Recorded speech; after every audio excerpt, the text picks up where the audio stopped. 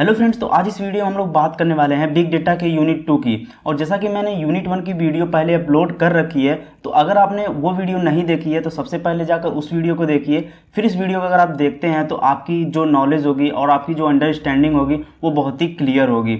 Okay, और जैसा कि मैंने देखा कि यूनिट 1 की वीडियो को आप लोग बहुत पसंद किए और बहुत सारे लोगों ने कमेंट करके मुझे बताया कि यार यूनिट 2 की वीडियो बहुत ही जल्द से जल्द लाइए, तो मैं लेकर आ गया हूँ आप लोगों के लिए ही यूनिट 2 की वीडियो। और मैं इस वीडियो का टारगेट 100 लाइक्स रखता हूं। आई होप कि आप लोग लाइक जरूर करेंगे इस वीडियो को। तो चलिए हम इस वीडियो को शुरू करते हैं और यूनिट 2 को सीखते हैं।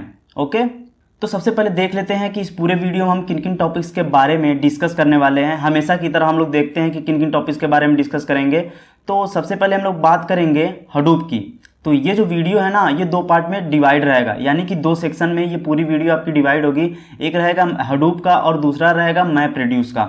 तो यहाँ पर सबसे पहले हडूप में हम लोग बात करेंगे हिस्ट्री ऑफ हडूप। क्या होता है, किसी भी चीज़ को सीखने से पहले जब हमारी उसके बारे में जब हम हिस्ट्री जाने रहते हैं ना, तो बहुत ही इंटरेस्ट आता है उस चीज़ को सीखने में। तो ये सीखेंगे कि हडूप कैसे आया, क्या है हडूप, काफ़ी चीज़ें यहाँ पे सीखेंगे। फिर अपाचे हडूप के बारे में देखेंगे, हडूप एज ए सॉल्यूशन, मतलब हडूप क्यों आया, एज ए सॉल्यूशन के तौर पे हडूप को कैसे यूज किया जाता है, तो वो सभी चीज़ें देखेंगे। एडवांटेज एंड डिसएडवांटेज देखेंगे। कंपोनेंट्स ऑफ हडूप देखेंगे, जो कि आपके एग्जाम के पॉइंट ऑफ व्यू से बहुत ही इंपॉर्टेंट है। हडूप कैसे काम करता है उसके बारे में देखेंगे। HDFS ये बहुत ही इंपॉर्टेंट है, हडूप डिस्ट्रीब्यूटेड फाइल सिस्टम। इसी पर पूरा यार अगर कहा जाए तो HDFS या हडूप बेस्ड है। ओके, तो यहाँ पे इसके बाद बात करेंगे हम लोग मैप रेड्यूस की, यार्न की बात करेंगे। ये दोनों भी बहुत ही इंपॉर्टेंट कॉन्सेप्ट हैं। उसके बाद डेटा फॉर्मेट की बात करेंगे, स्केलिंग आउट की बात करेंगे एंड हडूप के इकोसिस्टम की बात करेंगे। तो इतनी चीज़ें बहुत ही इंपॉर्टेंट हैं, तो आप बहुत ही ध्यान से इन सभी चीज़ों को देखिएगा और समझने की कोशिश करिएगा। फिर इसके बाद हम मैप रेड्यूस वाले सेक्शन में बात करेंगे कुछ फ्रेमवर्क एंड बेसिक्स की, जो कि मैप रेड्यूस के होते हैं। मैप रेड्यूस कैसे काम करता है। ओके, देन इसके बाद बात करेंगे developing a map reduce application, unit test with MR unit, यानी कि मैप रेड्यूस यूनिट। ये सभी चीज़ें कैसे होती हैं, कैसे लिखते हैं, ये कोड वगैरह कैसे काम करते हैं, काफ़ी चीज़ें यहाँ पर हम लोग देखेंगे। फिर anatomy of map reduce job run के बारे में देखेंगे। जॉब शेड्यूलिंग सफल एंड शॉर्ट, ये काफ़ी इंपॉर्टेंट है। ये 2 नंबर में आपका क्वेश्चन आ सकता है और 10 नंबर में जब आएगा तो आपको पूरी डिटेलिंग करनी होती है। उसके बाद बात करेंगे मैप रेड्यूस के टाइप की। उसके बाद बात करेंगे input formats and output formats, ये बहुत ही इंपॉर्टेंट है, इसे बहुत ही ध्यान से आप लोग समझिएगा। फिर उसके बाद बात करेंगे मैप रेड्यूस के फीचर्स की, क्या क्या होते हैं मैप रेड्यूस के फीचर। और हमेशा की तरह ये वीडियो हम लोग की हैप्पी एंडिंग हो जाएगी।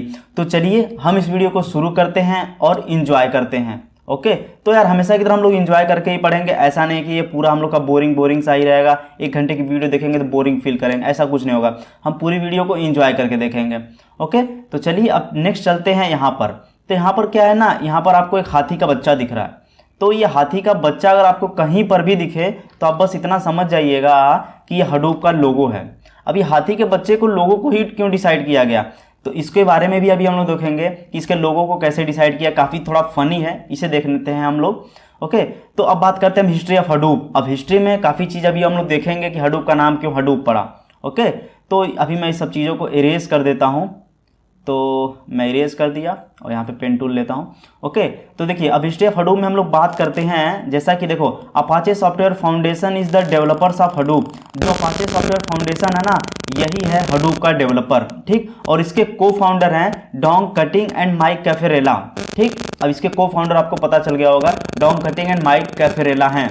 अब यहाँ पर बात आती है कि इस हडूप के लोगों को कैसे डिसाइड किया गया और इसके नाम को कैसे डिसाइड किया गया कि इसका नाम हडूप ही रखा जाए। तो यहाँ पर जो डोंग कटिंग थे, ठीक है, इनका एक छोटा सा बच्चा था। ठीक है, घर में सबके बच्चे होते हैं छोटे छोटे, तो सभी बच्चे खिलौने खेलते हैं। तो इनका भी जो बच्चा था ना, वो खिलौना खेलता था, और वो जो उसका खिलौना था वो एक हाथी का छोटा सा बच्चा था। और उस खिलौने को हडूप हडूप करके वो बुलाता था, उसके साथ खेलता रहता था। तो डोंग कटिंग एक दिन देखे कि उनका बच्चा उस खिलौने के साथ खेल रहा है, उसका नाम हडूप रखा है, तो इनको बहुत पसंद आया। तो वो क्या किए, उस खिलौने के नाम पर ही इसका नाम, इस टेक्नोलॉजी का नाम उन्होंने हडूप रख दिया। ओके, आई होप कि आप लोग समझ रहे होंगे कि कैसे इसका नाम हडूप रखा गया। ठीक है, और इसका लोगो कैसे डिसाइड किया गया। ठीक, इन अक्टूबर 2003 में गूगल फाइल सिस्टम का फर्स्ट पेपर रिलीज किया गया था और 2006 जनवरी में मैप रेड्यूस की डेवलपमेंट स्टार्ट हो चुकी थी। ठीक है, उसके बाद 6000 लाइन की कोडिंग की गई थी पूरी। अब समझ लो 6000 लाइन की कोडिंग की गई थी और उसमें से 5000 लाइन की जो कोडिंग थी ना वो HDFS के लिए की गई थी। HDFS वही कि हडूप डिस्ट्रीब्यूटेड फाइल सिस्टम, यानी कि जहां पर ये जो आपका डेटा होता है ना, टेराबाइट पेटाबाइट में जो भी आपका डेटा होता है वो स्टोर होता है as a form of distributed system में। ओके, तो HDFS की जो कोडिंग की गई थी वो 5000 लाइन में कोडिंग की गई थी।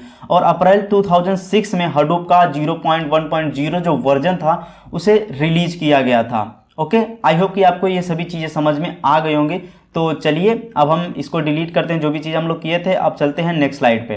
तो नेक्स्ट पे देखते हैं अपाचे हडूप। देखो मैंने यहाँ पे ऊपर लिख दिया है द अपाचे सॉफ्टवेयर फाउंडेशन। तो ऊपर आप लोग देखे हैं ना कि अपाचे सॉफ्टवेयर फाउंडेशन ही है जो हडूप का डेवलपर किया है, इसलिए इसका अपाचे हडूप भी हम लोग इसको बोलते हैं। ठीक, अब इसके बारे में थोड़ा देख लेते हैं कि एक्चुअल में अपाचे हडूप होता क्या है। ठीक, वो तो था हिस्ट्री, थोड़ी की हिस्ट्री के बारे में हम लोग जान लिए। अब यहाँ पे थोड़ा अपाचे हडूप के बारे में देखते हैं। तो ये देखो, Apache Hadoop is an open source software programming framework, ठीक, for storing a large amount of data, इसे अंडरलाइन कर लीजिए, एंड परफॉर्मिंग द कंप्यूटेशन। अब समझिए इसे, हडूप जो है ये ओपन सोर्स है। अब जैसा कि ओपन सोर्स क्या होता है, जो भी सॉफ्टवेयर है, जो भी फ्रेमवर्क आपका ओपन सोर्स रहता है, उसे यूज करने के लिए हमें पैसे पेमेंट करने नहीं होते हैं, हम उसे फ्री में कर रहे होते हैं। ओके, कोई लाइसेंस की जरूरत नहीं होती है। ठीक, तो इसलिए ये ओपन सोर्स है, इसे कोई भी ओपन टू ऑल है, बहुत ही आसानी से यूज कर सकता है। और इसका use large amount of data को स्टोर करने के लिए करते हैं। लार्ज अमाउंट ऑफ डेटा क्यों? क्योंकि हम बिग डेटा को यूज ही इसलिए करते हैं क्योंकि हमारे पास बहुत ज़्यादा डेटा है और उस डेटा पे हमें प्रोसेस करना है, एनालिसिस करना है, ताकि हम उससे एक डिजायर्ड आउटपुट ले सकें। इसलिए लार्ज अमाउंट ऑफ डेटा को स्टोर करने के लिए और उस डेटा पे कंप्यूटेशन परफॉर्म करने के लिए। अब कंप्यूटेशन क्यों परफॉर्म करते हैं? क्योंकि जो डेटा है उस पर कंप्यूटेशन परफॉर्म नहीं करेंगे तो उससे हम डिजायर्ड आउटपुट कैसे ले पाएंगे। ओके, तो हडूप जो है ये एक open source software programming framework है। इसका यूज किया जाता है लार्ज अमाउंट ऑफ डेटा को स्टोर करने के लिए और उस डेटा पे कंप्यूटेशन परफॉर्म करने के लिए। ठीक, और ये जो फ्रेमवर्क है ना, ये जावा प्रोग्रामिंग लैंग्वेज पर बेस्ड है। हाँ, ये जावा प्रोग्रामिंग लैंग्वेज पर ही बेस्ड है। और भी हैं, लेकिन देखो अगर जावा प्रोग्रामिंग लैंग्वेज आपको पहले से आती है ना, अगर आप इसे फेमिलियर है तो आपको बहुत मजा आने वाला है इस पूरे बिग डेटा के ट्यूटोरियल में। बहुत सारी चीजें हैं, आपको समझने में बहुत ही आसानी होगी। तो देख लेते हैं इसके बाद हम लोग कॉमन फ्रेमवर्क्स ऑफ हडूप। ठीक है, तो यहाँ पे पहले नंबर पर क्या है? हाइव। अब हाइव का काम क्या होता है? तो it uses hive QI for data structuring, इसे अंडरलाइन कर लेते हैं। For writing complicated map reduce in HDFS। अब देखो complicated map reduce in HDFS, इसको अंडरलाइन कर लेते हैं। तो देखो हाइव जो है ना, ये यूज करता है हाइव क्यूआई को फॉर डेटा स्ट्रक्चरिंग। आपका जो डेटा है वैसे तो नहीं स्टोर हो जाएगा जाके, वो एक वेल स्ट्रक्चर्ड फॉर्म में आपका स्टोर होगा। तो डेटा की जो स्ट्रक्चरिंग करनी होती है वो हाइव की मदद से होती है। और जो कॉम्प्लिकेटेड मैप रिड्यूस लिखने होते हैं ना HDFS में, इसकी मदद से किया जाता है। अभी मैप रिड्यूस के बारे में आगे हम बहुत डिटेल से देखेंगे, आपको बहुत अच्छे समझ में आ जाएगा। लेकिन थोड़ा सा मैं बता दूं, मैप रिड्यूस इसलिए यूज किया जाता है पैरेलल प्रोसेसिंग के लिए। जो डेटा है आपका पैरेलल प्रोसेसिंग करने के लिए, यानी एक टाइम पे मल्टीपल प्रोसेस करने के लिए हम मैप रिड्यूस का यूज करते हैं। ओके, देन इस पर सेकेंड नंबर पर अगर बात करें ड्रिल की, तो ड्रिल क्या करता है? It consist of user defined function. अब देखो यूजर डिफाइंड फंक्शन को कंसिस्ट करता है। आप लोग जानते हैं कुछ प्री डिफाइंड फंक्शन भी होते हैं और कुछ यूजर डिफाइंड फंक्शन होते हैं। प्री डिफाइंड फंक्शन क्या होते हैं? पहले से डिफाइंड होते हैं, बस उसे यूज करने होते हैं। लेकिन यूजर डिफाइंड फंक्शन जो होते हैं, ये यूजर खुद डिसाइड करता है कि कौन सा फंक्शन लिखना है। ठीक है, वो खुद डिफाइन कर रहा होता है। ठीक, and use for data exploration. तो ड्रिल का काम क्या होता है? ये कंसिस्ट कर रहा होता है यूजर डिफाइंड के फंक्शन को और डेटा एक्सप्लोरेशन के लिए यूज किया जाता है। ओके, देन थर्ड नंबर पर देखते हैं हम लोग स्टॉर्म की। तो स्टॉर्म क्या करता है? It allows real time processing and streaming of data. अब रियल टाइम प्रोसेसिंग का मतलब क्या है? मैं एक आपको एग्जांपल देकर बताता हूं जिससे आप रिलेट कर पाएंगे कि हाँ ये रियल टाइम प्रोसेसिंग ऐसे होती है। फॉर एग्जांपल, अगर आप टीवी में कोई सीरियल देख रहे हैं या कोई मूवी देख रहे हैं तो रिमोट के बटन से जैसे ही वॉल्यूम अप एंड डाउन करते हैं तो तुरंत हो रहा होता है। ऐसा नहीं है कि 1 सेकंड लेट 2 सेकंड लेट हो रहा होता है, ऐसा नहीं होता है। तो जो आपका रिमोट अप एंड डाउन करने पर जैसे ही आपका वॉल्यूम अप एंड डाउन हो रहा है तो वो रियल टाइम पे हो रहा है। ओके, तो यही होता है रियल टाइम। आप रिलेट कर पा रहे होंगे, जो भी चीजें हैं वो लैग ना करे, मतलब उसमें देरी ना हो। ठीक है, तो वो रियल टाइम नहीं होता है। जो चीजें फ्रीक्वेंट तुरंत होती हैं, तुरंत इंस्टेंट एक्शन लिया जाता है, वही चीजें होती हैं रियल टाइम प्रोसेसिंग पे। ओके, तो आई होप कि आपको स्टॉर्म समझ में आ गया होगा कि क्या होता है स्टॉर्म। अब इसके बाद बात करते हैं स्पार्क की। तो स्पार्क क्या कर रहा होता है? ये it contains some machine learning library. तो ये मशीन लर्निंग लाइब्रेरी को कंटेन करता है, ठीक है, और इसका वाइडली यूज किया जाता है डेटा प्रोसेसिंग के लिए। बस इतना समझ लो, स्पार्क जो है ये कंटेन कर रहा होता है एक मशीन लर्निंग लाइब्रेरी, और इसका वाइडली यूज किया जाता है डेटा प्रोसेसिंग के लिए, और ये सपोर्ट करता है Java, Python and Scala programming language को। शायद स्केला आपको नई लग रही होगी, पहली बार हो सकता हो आप लोग सुन रहे हो, अगर आप पहले जानते हैं तो बहुत अच्छी बात है, क्योंकि इस बिग डेटा में हम स्केला प्रोग्रामिंग लैंग्वेज के बारे में भी सीखेंगे, जो कि एक पार्ट है। ओके, हर प्रोग्रामिंग लैंग्वेज का डिफरेंट सेक्टर में डिफरेंट जगह पे यूज होता है। जो प्रोग्रामिंग लैंग्वेज कहीं पे यूज जाती है ना, दूसरी प्रोग्रामिंग लैंग्वेज वो काम नहीं कर पाती है उतने अच्छे तरीके से, ठीक है। तो हर प्रोग्रामिंग लैंग्वेज का अपना एक एडवांटेजेस होता है। तो जो हडूप है ना, ये सपोर्ट करता है Java, Python and Scala programming language को। देन 5th नंबर पर जो है पिग है, तो it has Pig Latin SQL like language and perform data transformation of unstructured data. देखो, जो पिग होता है एसक्यूएल लाइक लैंग्वेज है, ये क्लियर हो गया। अब देखो, ये ट्रांसफॉर्मेशन ऑफ अनस्ट्रक्चर्ड डेटा। अब अनस्ट्रक्चर्ड डेटा क्या होता है, पहले डेटा की बात करते हैं। यूनिट 1 में हम लोगों ने देखा था कि डेटा के टाइप्स क्या थे, semi structured, unstructured. Semi type के डेटा थे ना, फिर स्ट्रक्चर्ड टाइप के डेटा थे ना, तो एक अनस्ट्रक्चर्ड टाइप का डेटा था। तो अनस्ट्रक्चर्ड में क्या था कि वैरायटी टाइप्स के आपके डेटा थे, जैसे कि कुछ ऑडियो, कुछ वीडियो, कुछ टेक्स्ट फॉर्मेट में थे, तो ये सभी चीजें अनस्ट्रक्चर्ड फॉर्मेट में थी। ओके, तो यही करता है pig, perform data transformation of unstructured data. I hope कि आपको ये सभी चीजें समझ में आ गई होंगी। तो चलिए, तो इन सभी चीज़ों को जो हमने कलर किया उसे पहले डिलीट करते हैं और टूल्स को पिक करते हैं और नेक्स्ट स्लाइड पे चलते हैं। तो यहाँ पर अब हम लोग देखते हैं हडूप एज ए सॉल्यूशन। अब देखते हैं कि यार हडूप को एज ए सॉल्यूशन के तौर पे कैसे यूज किया जाता है और कैसे यूज हो रहा है, ठीक। तो अब इसे समझते हैं हम लोग। इस डायग्राम को बहुत अच्छे तरीके से आप लोग समझिएगा ताकि आपको क्लियर अंडरस्टैंडिंग हो जाएगी कि कैसे हडूप काम करता है। ओके, तो ये जितनी भी चीज़ें हैं ना, इसे 2 सेक्शन में हम लोग डिवाइड करते हैं, ठीक। 2 सेक्शन डिवाइड कर लिए। एक आपका पार्ट है चैलेंजेस और एक आपका पार्ट है सॉल्यूशंस। बहुत ही ध्यान से समझिएगा, ये बहुत ही इंपॉर्टेंट टॉपिक है, ठीक है। इसे बहुत ही ध्यान से आप लोग समझिएगा। तो देखो, सिंगल सेंट्रल स्टोरेज, ये सिंगल सेंट्रल स्टोरेज का मतलब यहाँ पे क्या है कि पहले क्या था कि जो भी इंफॉर्मेशन स्टोर की जाती थी कहीं पर, तो एक ही स्टोरेज डिवाइस में स्टोर की जाती थी। तो अब यहाँ पे प्रॉब्लम क्या आती थी कि जब अगर कोई हार्डवेयर फेल्यूर होता था या कोई कुछ भी प्रॉब्लम उस हार्डवेयर उस स्टोरेज डिवाइस में आती थी, तो आपका डेटा लॉस हो जाता था, और डेटा लॉस होने के बाद वो डेटा आपका रिकवर नहीं होता था, ठीक है। तो उसके बाद सॉल्यूशन के तौर पे जब हडूप आया ना, तो यहाँ पे आपका डेटा कैसे स्टोर किया जाने लगा, डिस्ट्रीब्यूटेड फॉर्म में, यानी डिस्ट्रीब्यूटेड स्टोरेज सिस्टम को यूज किया जाने लगा। यानी कि आपका डेटा किसी एक जगह स्टोर ना होकर वो मल्टीपल जगह पे स्टोर होगा। देखो यहाँ पे डिवाइस लगे हैं 1 2 3, और भी ज़्यादा डिवाइस आप यहाँ पे ऐड कर सकते हैं। ओके, तो जो आपका डेटा है मल्टीपल स्टोरेज डिवाइस में स्टोर होगा। अब क्यों मल्टीपल में स्टोर होने का फ़ायदे क्या हैं, जैसे कि आपका डेटा अगर कोई एक डिवाइस से डिलीट हो जाता है, कोई फेल्यूर आ जाता है, तो उसके बाद आप दूसरे डिवाइस से उस डेटा को रिकवर कर सकते हैं। बिकॉज हर डिवाइस में हर डेटा का एक रेप्लिकेटेड फॉर्म होता है, यानी कि कॉपीज स्टोर होती है, इसलिए हम वहाँ से फेल्यूर हो जाने के बाद वहाँ से डेटा को रिकवर कर सकते हैं। ओके, आई होप कि आपको पहला पार्ट समझ में आ गया होगा। अब चलते हैं सेकेंड पॉइंट पे। तो सीरियल प्रोसेसिंग। अब ये सीरियल प्रोसेसिंग क्या है, सीरियल प्रोसेसिंग बस इतना समझ लो कि एक टाइम पे बस एक ही प्रोसेस, यानी कि एक इनपुट जाएगा, वो प्रोसेस होगा, आउटपुट आएगा, फिर एक इनपुट आएगा, फिर वो प्रोसेस होगा, फिर आउटपुट आएगा। तो ये ऐसे चलता रहेगा सीरियल प्रोसेसिंग में, यानी कि एक टाइम पे बस एक ही हो रहा होता है। तो पैरेलल प्रोसेसिंग में क्या होता है, तो पैरेलल प्रोसेसिंग में क्या है कि एक टाइम पे हम मल्टीपल इनपुट देते हैं और वो एक साथ प्रोसेस होता है और आउटपुट देता है। यानी कि यहाँ पे एक टाइम पे ऐसा नहीं है कि एक ही होगा फिर वो हो जाने के बाद फिर दूसरा होगा, ऐसा नहीं है। यहाँ पे एक ही टाइम पे मल्टीपल प्रोसेस हो रहे होते हैं। तो यार देखो, यहाँ पे टाइम बच रहा है ना, बहुत सारी चीज़ें यहाँ पे फायदा है। तो हडूप आ जाने के बाद पैरेलल प्रोसेसिंग पॉसिबल हो सकी, और पहले क्या था, सीरियल प्रोसेसिंग होती थी। आई होप कि सेकेंड पॉइंट भी आपको समझ में आ गया होगा। अब चलते हैं थर्ड पॉइंट पे।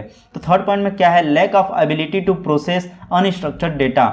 तो ट्रेडिशनल मेथड पहले क्या था, चैलेंजेस क्या थे कि अनस्ट्रक्चर्ड टाइप्स के जो डेटा थे, जैसे कि टेक्स्ट फॉर्मेट में, ऑडियो वीडियो, इस टाइप के जो डेटा थे, उन्हें प्रोसेस करना बहुत ही यार कठिन था, मतलब बहुत ही प्रॉब्लम होती थी उन सभी डेटा को प्रोसेस करने में। लेकिन जब हडूप आ गया तो इन सभी टाइप्स के डेटा को प्रोसेस करना बहुत ही आसान हो गया। हम लोग डेटा के बारे में बात किया था ना, structured, semi structured, unstructured type के डेटा, तो इन सभी वैरायटी ऑफ डेटा को इसमें प्रोसेस करना बहुत ही आसान हो गया। आई होप कि आपको ये तीनों पॉइंट्स अच्छे से समझ में आ गए होंगे। तो अब चलते हैं अब नेक्स्ट स्लाइड पे, और ये जितनी भी चीज़ें हम लोग की हैं इसको एक बार डिलीट करते हैं और फिर उसके बाद चलते हैं नेक्स्ट स्लाइड पे। तो इसके बाद अब बात करते हैं हम लोग हडूप के एडवांटेजेस एंड डिसएडवांटेजेस के बारे में।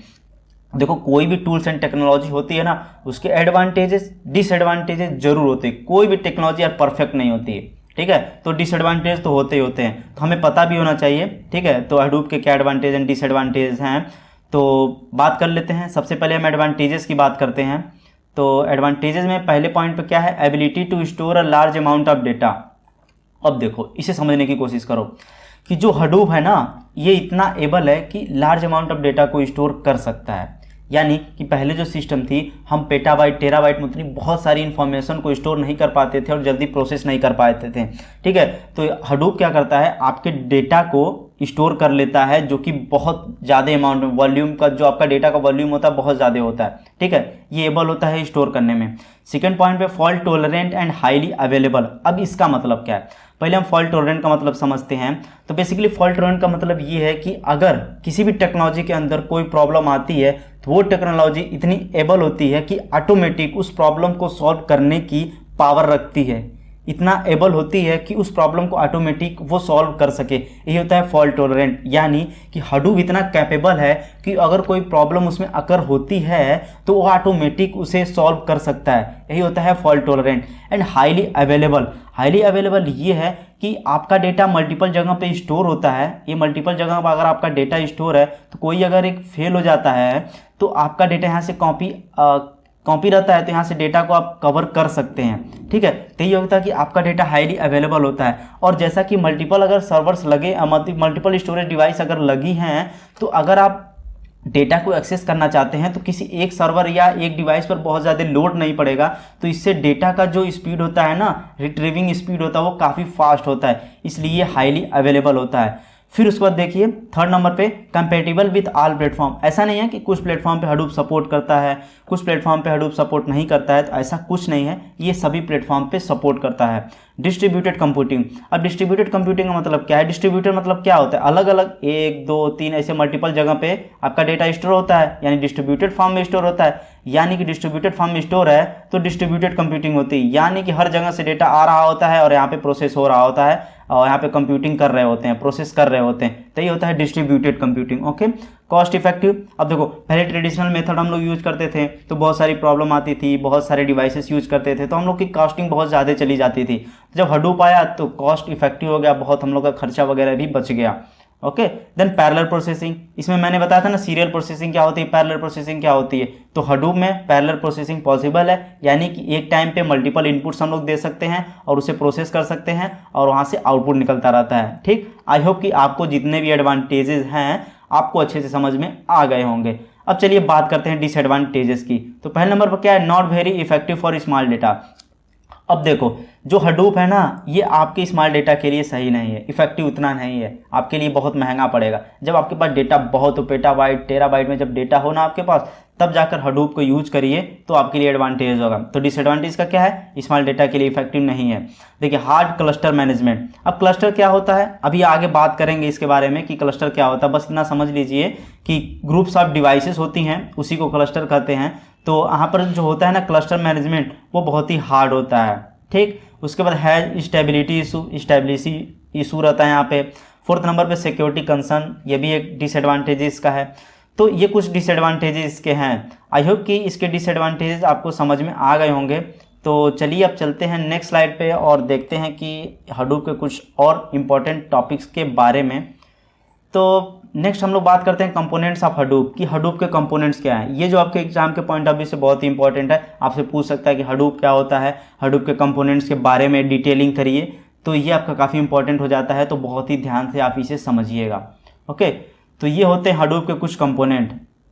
तो हडूप के कंपोनेंट्स में यहाँ पे है पहले नंबर पे हडूप HDFS, दूसरे नंबर पे है मैप रेड्यूस, थर्ड नंबर पे है यार्न। अब देखो एग्जाम में बस इतना ही नहीं, 3 लाइन आपको लिख देना, ऐसा नहीं। इसके बारे में अभी डिटेल से हम लोग देखेंगे कि एक्चुअल HDFS क्या होता है, मैप रेड्यूस क्या होता है, यार्न क्या होता है। ठीक, अभी ये देखो शॉर्ट में अगर आपसे कोई पूछे कि HDFS बताओ क्या होता है, अच्छा बताओ मैप रेड्यूस क्या होता है, तो आप क्या बताएंगे? तो शॉर्ट में देखो एकदम जो मेन निचोड़ है इसका, ये देखो HDFS का फुल फॉर्म आपको पता चल गया होगा कि इसका full form Hadoop distributed file system होता है और इज अ स्टोरेज यूनिट। ये एक स्टोरेज यूनिट है, यानी हडूप में जो HDFS होता है इसका काम जो स्टोरेज डिवाइसेस होती हैं वहाँ पे डेटा को स्टोर करने का काम होता है। सभी चीज़ें यही संभाल रहा होता है, स्टोरेज की जो भी चीज़ें होती हैं ना यहीं पर हो रहा होता है। तो ये स्टोरेज यूनिट है, इतना आप समझ लीजिए, इसे याद कर लीजिए।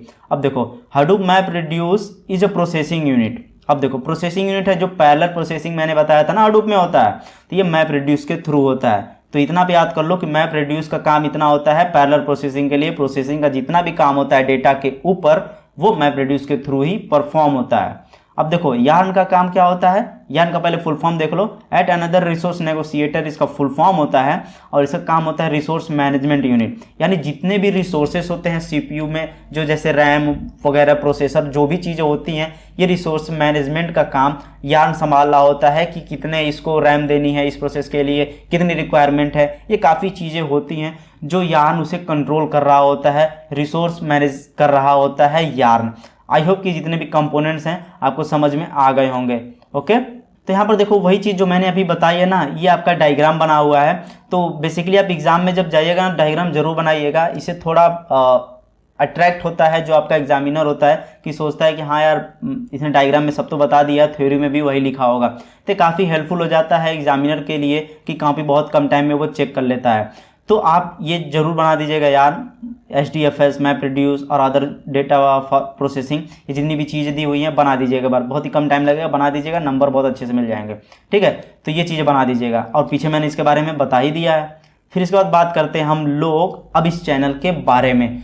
तो अगर अभी तक आप इस वीडियो को देख रहे हैं और वीडियो आपको अच्छी लग रही है तो यार इस वीडियो को अभी पॉज करो और वीडियो को एक लाइक करो और कमेंट करके मुझे बताओ कि यार मुझे वीडियो अच्छी लग रही है, आगे आप और वीडियो को अपलोड करिए। जब आप लाइक करते हैं ना और कमेंट करते हैं ना तो मुझे बहुत अच्छा लगता है कि यार मेरे वीडियो लोगों को पसंद आ रही है, लोग मेरे वीडियो से सीख रहे हैं, तो मुझे मोटिवेशन एक मिलता है कि हाँ लाओ मैं और भी वीडियो बना के लोगों के लिए प्रोवाइड करूं ताकि उन लोगों के लिए हेल्पफुल है। तो इस वीडियो को मैंने 100 लाइक टारगेट रखा है। आई होप कि आप लोग मेरी बातों को रखेंगे और इस वीडियो को लाइक करेंगे। ओके, और इस चैनल को आप सब्सक्राइब भी कर लीजिए ताकि मैं जो भी नई वीडियो डालूं तो उसकी नोटिफिकेशन आपको टाइम टू टाइम मिलती रहे।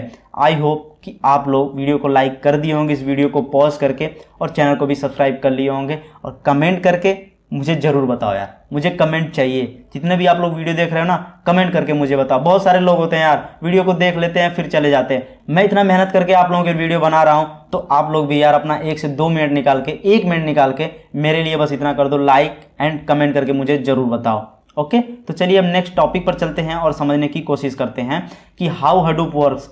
अब हडूप कैसे काम करता है। ठीक है, अब हडूप की पूरी वर्किंग हम लोग समझेंगे कि कैसे एक्चुअल में हडूप काम करता है। ठीक, तो अब देखो यहाँ पे मैं एक पेन टूल ले लेता हूँ ताकि ड्रॉ करके बताऊँ आपको। तो हडूप कैसे काम करता है, तो सबसे पहले हम पहले पॉइंट की बात करते हैं। तो data is initially divided into uniform size blocked of 128 MB और 64 MB, प्रेफर 128 MB। अब इसका मतलब क्या है कि देखो जब इनिशियली स्टार्टिंग में जो आपका जब डेटा स्टोर हो रहा होता है ना, तो ऐसा नहीं कि 1 GB का ब्लॉक है और उसमें जाके डेटा आपका स्टोर हो जाए, ऐसा नहीं है। जो भी डेटा ब्लॉक्स होते हैं ना उनकी साइज 128 MB होती है, 64 MB भी होती है, लेकिन 128 MB ही प्रेफर किया जाता है। तो आपका डेटा 128 MB के ब्लॉक्स में स्टोर होता है। ठीक है, तो अब चलते हैं सेकंड पॉइंट पे। These files are distributed across various cluster for processing. अब देखो ये जितनी भी फाइल्स होती हैं, ठीक है, जो भी आपका डेटा होता है वो किसी फाइल्स में ही होता है ना, तो ये जो फाइल्स होती हैं ना आपकी डिस्ट्रीब्यूटेड फॉर्म में होती हैं जो कि वेरियस क्लस्टर पर होती हैं डेटा की प्रोसेसिंग करने के लिए। अभी क्लस्टर के बारे में अच्छे से हम बात करेंगे ताकि आपको वहाँ पे एक क्लियर अंडरस्टैंडिंग हो जाएगी। तो अभी बात इतना आप समझो कि जो आपकी फाइल्स होती है डिस्ट्रीब्यूटेड फॉर्म में डिफरेंट क्लस्टर पर अवेलेबल होती है फॉर प्रोसेसिंग के लिए। ओके, देन थर्ड नंबर पर बात करते हैं HDFS supervised the overall processing. Okay, then fourth number पर बात करते हैं blocks are replicated for handling hardware failure. अब देखो क्या होता है कि जो ब्लॉक्स होते हैं जहां पे आपका डेटा स्टोर होता है तो वो डिफरेंट स्टोरेज डिवाइसेस होती हैं HDFS में। ठीक है, हडूप डिस्ट्रीब्यूटेड फाइल सिस्टम जो है यही तो कॉन्सेप्ट है, उसमें डिफरेंट डिवाइसेस लगी होती हैं स्टोरेज और हर जगह डेटा स्टोर होता है। तो ये जो ब्लॉक्स का डेटा है इसमें भी रहेगा, साथ साथ इसका डेटा कहीं और भी उसकी कॉपी बनी रहेगी, यानी कि अगर ये फेल हो जाता है तो इसमें का डेटा हम यहाँ से कवर कर सकते हैं। तो यही होता है blocks are replicated for handling hardware failure, जब हार्डवेयर इसका फेल हो जाता है तो डेटा को यहाँ से रिकवर कर सकते हैं। देन इसको नेक्स्ट बात करते हैं, performing the task that takes place between map reduce and further stages. ठीक है, जो भी आपके टास्क होते हैं, मैप रिड्यूस आता है इसके अंदर, मैप रिड्यूस में प्रोसेसिंग होती है, पैरेलल प्रोसेसिंग होती है, फिर उसके बाद जो भी आगे के फर्दर स्टेजेस होते हैं वो सभी चीज़ें इसमें परफॉर्म किए जाते हैं।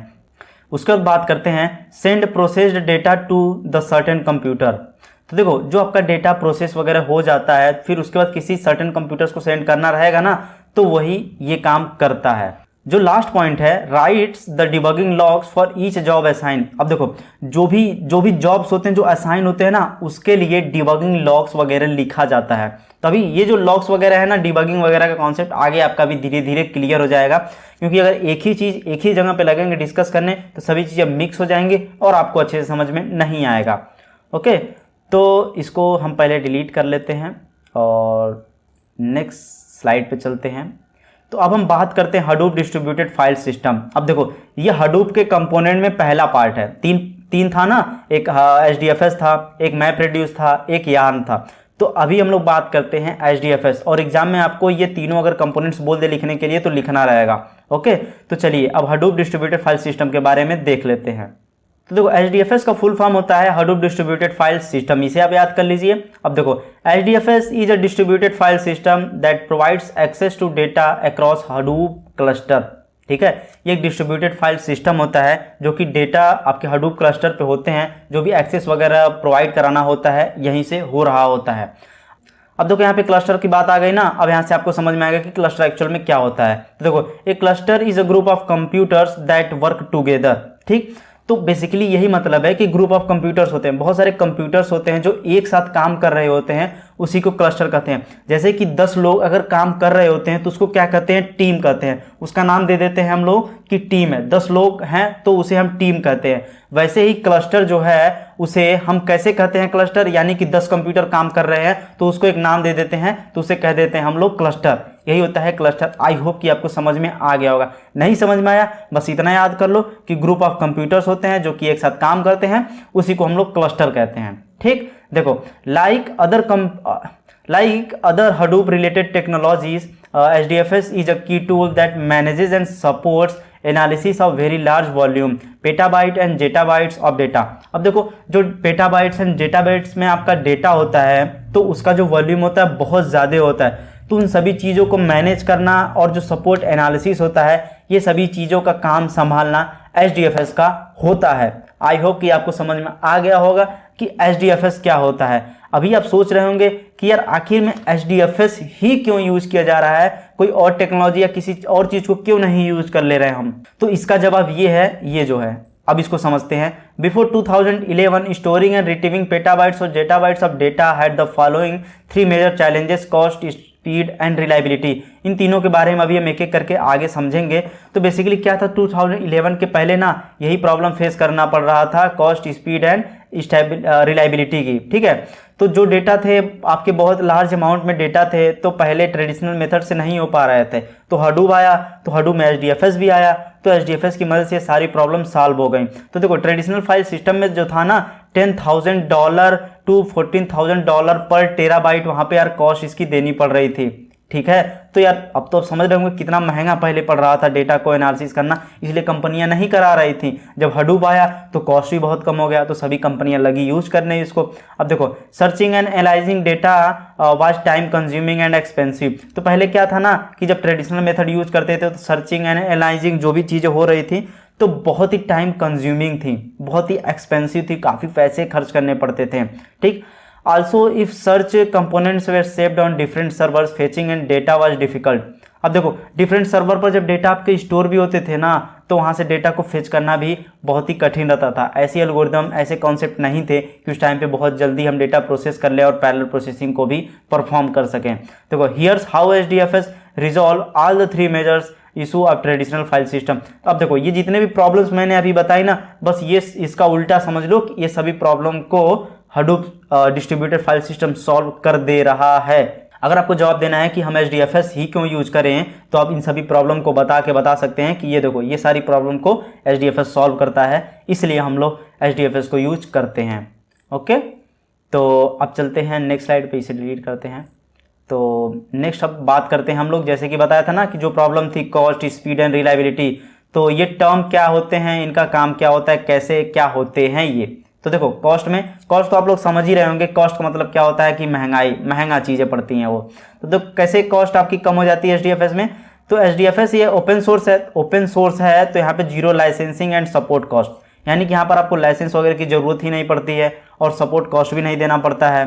ठीक है, तो it is design to run on regular computer. तो ये रेगुलर कंप्यूटर यानी कि जो हम लोग खुद कंप्यूटर, पर्सनल कंप्यूटर जो यूज करते हैं, ये इसके लिए डिजाइन किया गया है कि हम बहुत ही आसानी से, कोई भी बंदा या कोई भी प्रोग्रामर, डेवलपर जो भी हो, वो बहुत ही आसानी से यूज कर सके। ऐसा नहीं कि कोई स्पेसिफिक कंप्यूटर ही खरीदना पड़ेगा इस टेक्नोलॉजी को यूज करने के लिए। ओके, देन इसके बाद बात करते हैं स्पीड की। स्पीड की अगर बात करें तो large Hadoop cluster can read और write more than a terabyte of data per second. अब देखो कि टेराबाइट एंड पेटाबाइट में जो आपका डेटा है, बहुत ज़्यादा जो डेटा है ना, वो सोचो पर सेकेंड आपका डेटा प्रोसेस हो रहा है। अब आप अंदाज़ा लगा सकते हैं कि इसकी स्पीड कितनी फास्ट है। A cluster comprises multiple system logically interconnected in the same network. Okay, HDFS can easily deliver more than 2 GB of data per second. अब ये देखो HDFS can easily deliver more than 2 GB of data per second. अब देख लो कि एक second में, हर second ये more than 2 GB of data आपका डिलीवर कर रहा है। पर computer to map reduce which is data processing framework of Hadoop. अब देखो इसकी स्पीड आपको समझ में आ रही होगी कि यार पर सेकेंड इतना ज़्यादा ये स्पीड है इसकी। अब आपको अंदाज़ा लग रहा होगा, तो अब आप भी यूज करिएगा और बहुत सारे डेटा को एनालाइज करिएगा और उससे डिजायर्ड आउटपुट निकालिएगा। अब देखो इसको अगर बात करते हैं रिलायबिलिटी। अब रिलायबिलिटी क्या होती है, देखो HDFS copies the data multiple times and distribute the copies to individual nodes. A node is a commodity server which is interconnected through a network device। अब इसका मतलब क्या है, ये तो इंग्लिश में लिखा हुआ है, मैं बताता हूँ इसका मतलब। HDFS का में क्या होता है कि आपका डेटा मल्टीपल जगह पे स्टोर हो रहा होता है। ठीक है, तो इसमें जो डेटा है उसकी कॉपी कहीं एक बार बनी होती है। ठीक, तो कॉपी जब बनी होती है, तो जब ये फेल्यूर हो जाता है तो डेटा को यहाँ से हम लोग कॉपी कर लेते हैं, इसलिए यह रिलायबल है। यानी कि जब डेटा वगैरह लॉस हो जाता है तो डिफरेंट नोड से हम लोग अपने डेटा को कॉपी कर सकते हैं। ठीक, HDFS then places at least 1 copy of data on a different server. देखो एटलीस्ट एक कॉपी तो डिफरेंट सर्वर पर रखता है। In case any of data is deleted from any of the nodes it can be found within the cluster. यानी कि जब data वगैरह आपका लॉस हो जाए तो बहुत ही आसानी से आप डेटा को रिकवर कर सकते हैं।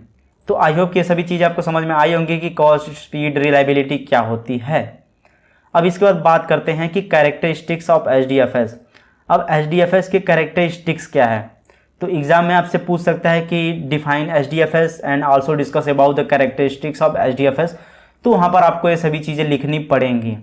तो कैरेक्टरिस्टिक्स ऑफ HDFS की अगर बात करें पहले पॉइंट पे, तो यहाँ पर देखो HDFS has high fault tolerance. अब फॉल्ट टॉलरेंस मैंने बताया था ना कि जो भी टेक्नोलॉजी, अगर उस टेक्नोलॉजी में कोई प्रॉब्लम आती है तो वो टेक्नोलॉजी इतनी एबल होती है कि वो खुद ब खुद उस प्रॉब्लम को सॉल्व कर सके।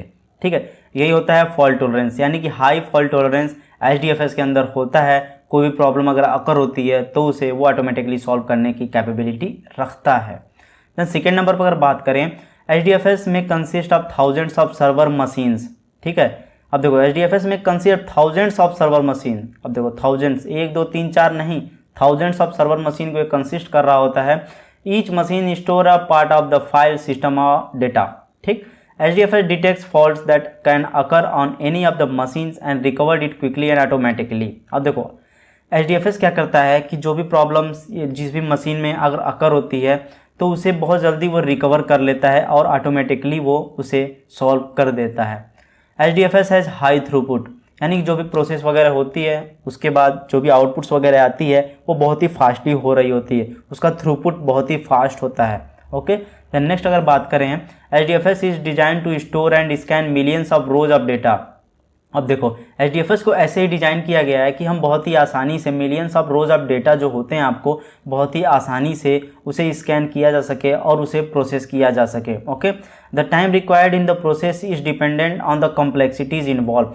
अब देखो कि जब डेटा होता है ना, कि ऐसा नहीं होता है कि हम डेटा पर सेम ही ऑपरेशन परफॉर्म कर रहे होते हैं, हमें हर वैरायटी ऑफ डेटा पे डिफरेंट टाइप के आउटपुट की ज़रूरत होती है। तो वो डिपेंड कर रहा होता है कि आपका डेटा किस टाइप्स का है, किस टाइप की कॉम्प्लेक्सिटी पर आप काम कर रहे हैं, कैसा आपका आउटपुट चाहिए, कितनी बार आपको प्रोसेसिंग करानी है। तो ये काफ़ी चीज़ें डिपेंड कर रही होती हैं आपके कॉम्प्लेक्सिटी पर। तो उसके अकॉर्डिंग जो आपका टाइम लगता है वो कॉम्प्लेक्सिटी लेवल पर लग रहा होता है।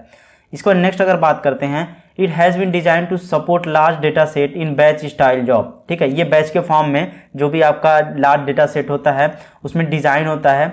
Okay, however the emphasis in on high throughput of data access rather than low latency. ठीक, इसके बाद बात करते हैं HDFS is economical. Okay, economical है ही, इतने सारे एडवांटेजेस के हैं तो। एंड द लास्ट में अगर बात करते हैं, HDFS is design in such a way that it can build on commodity hardware and heterogeneous platform which is low priced and easily available.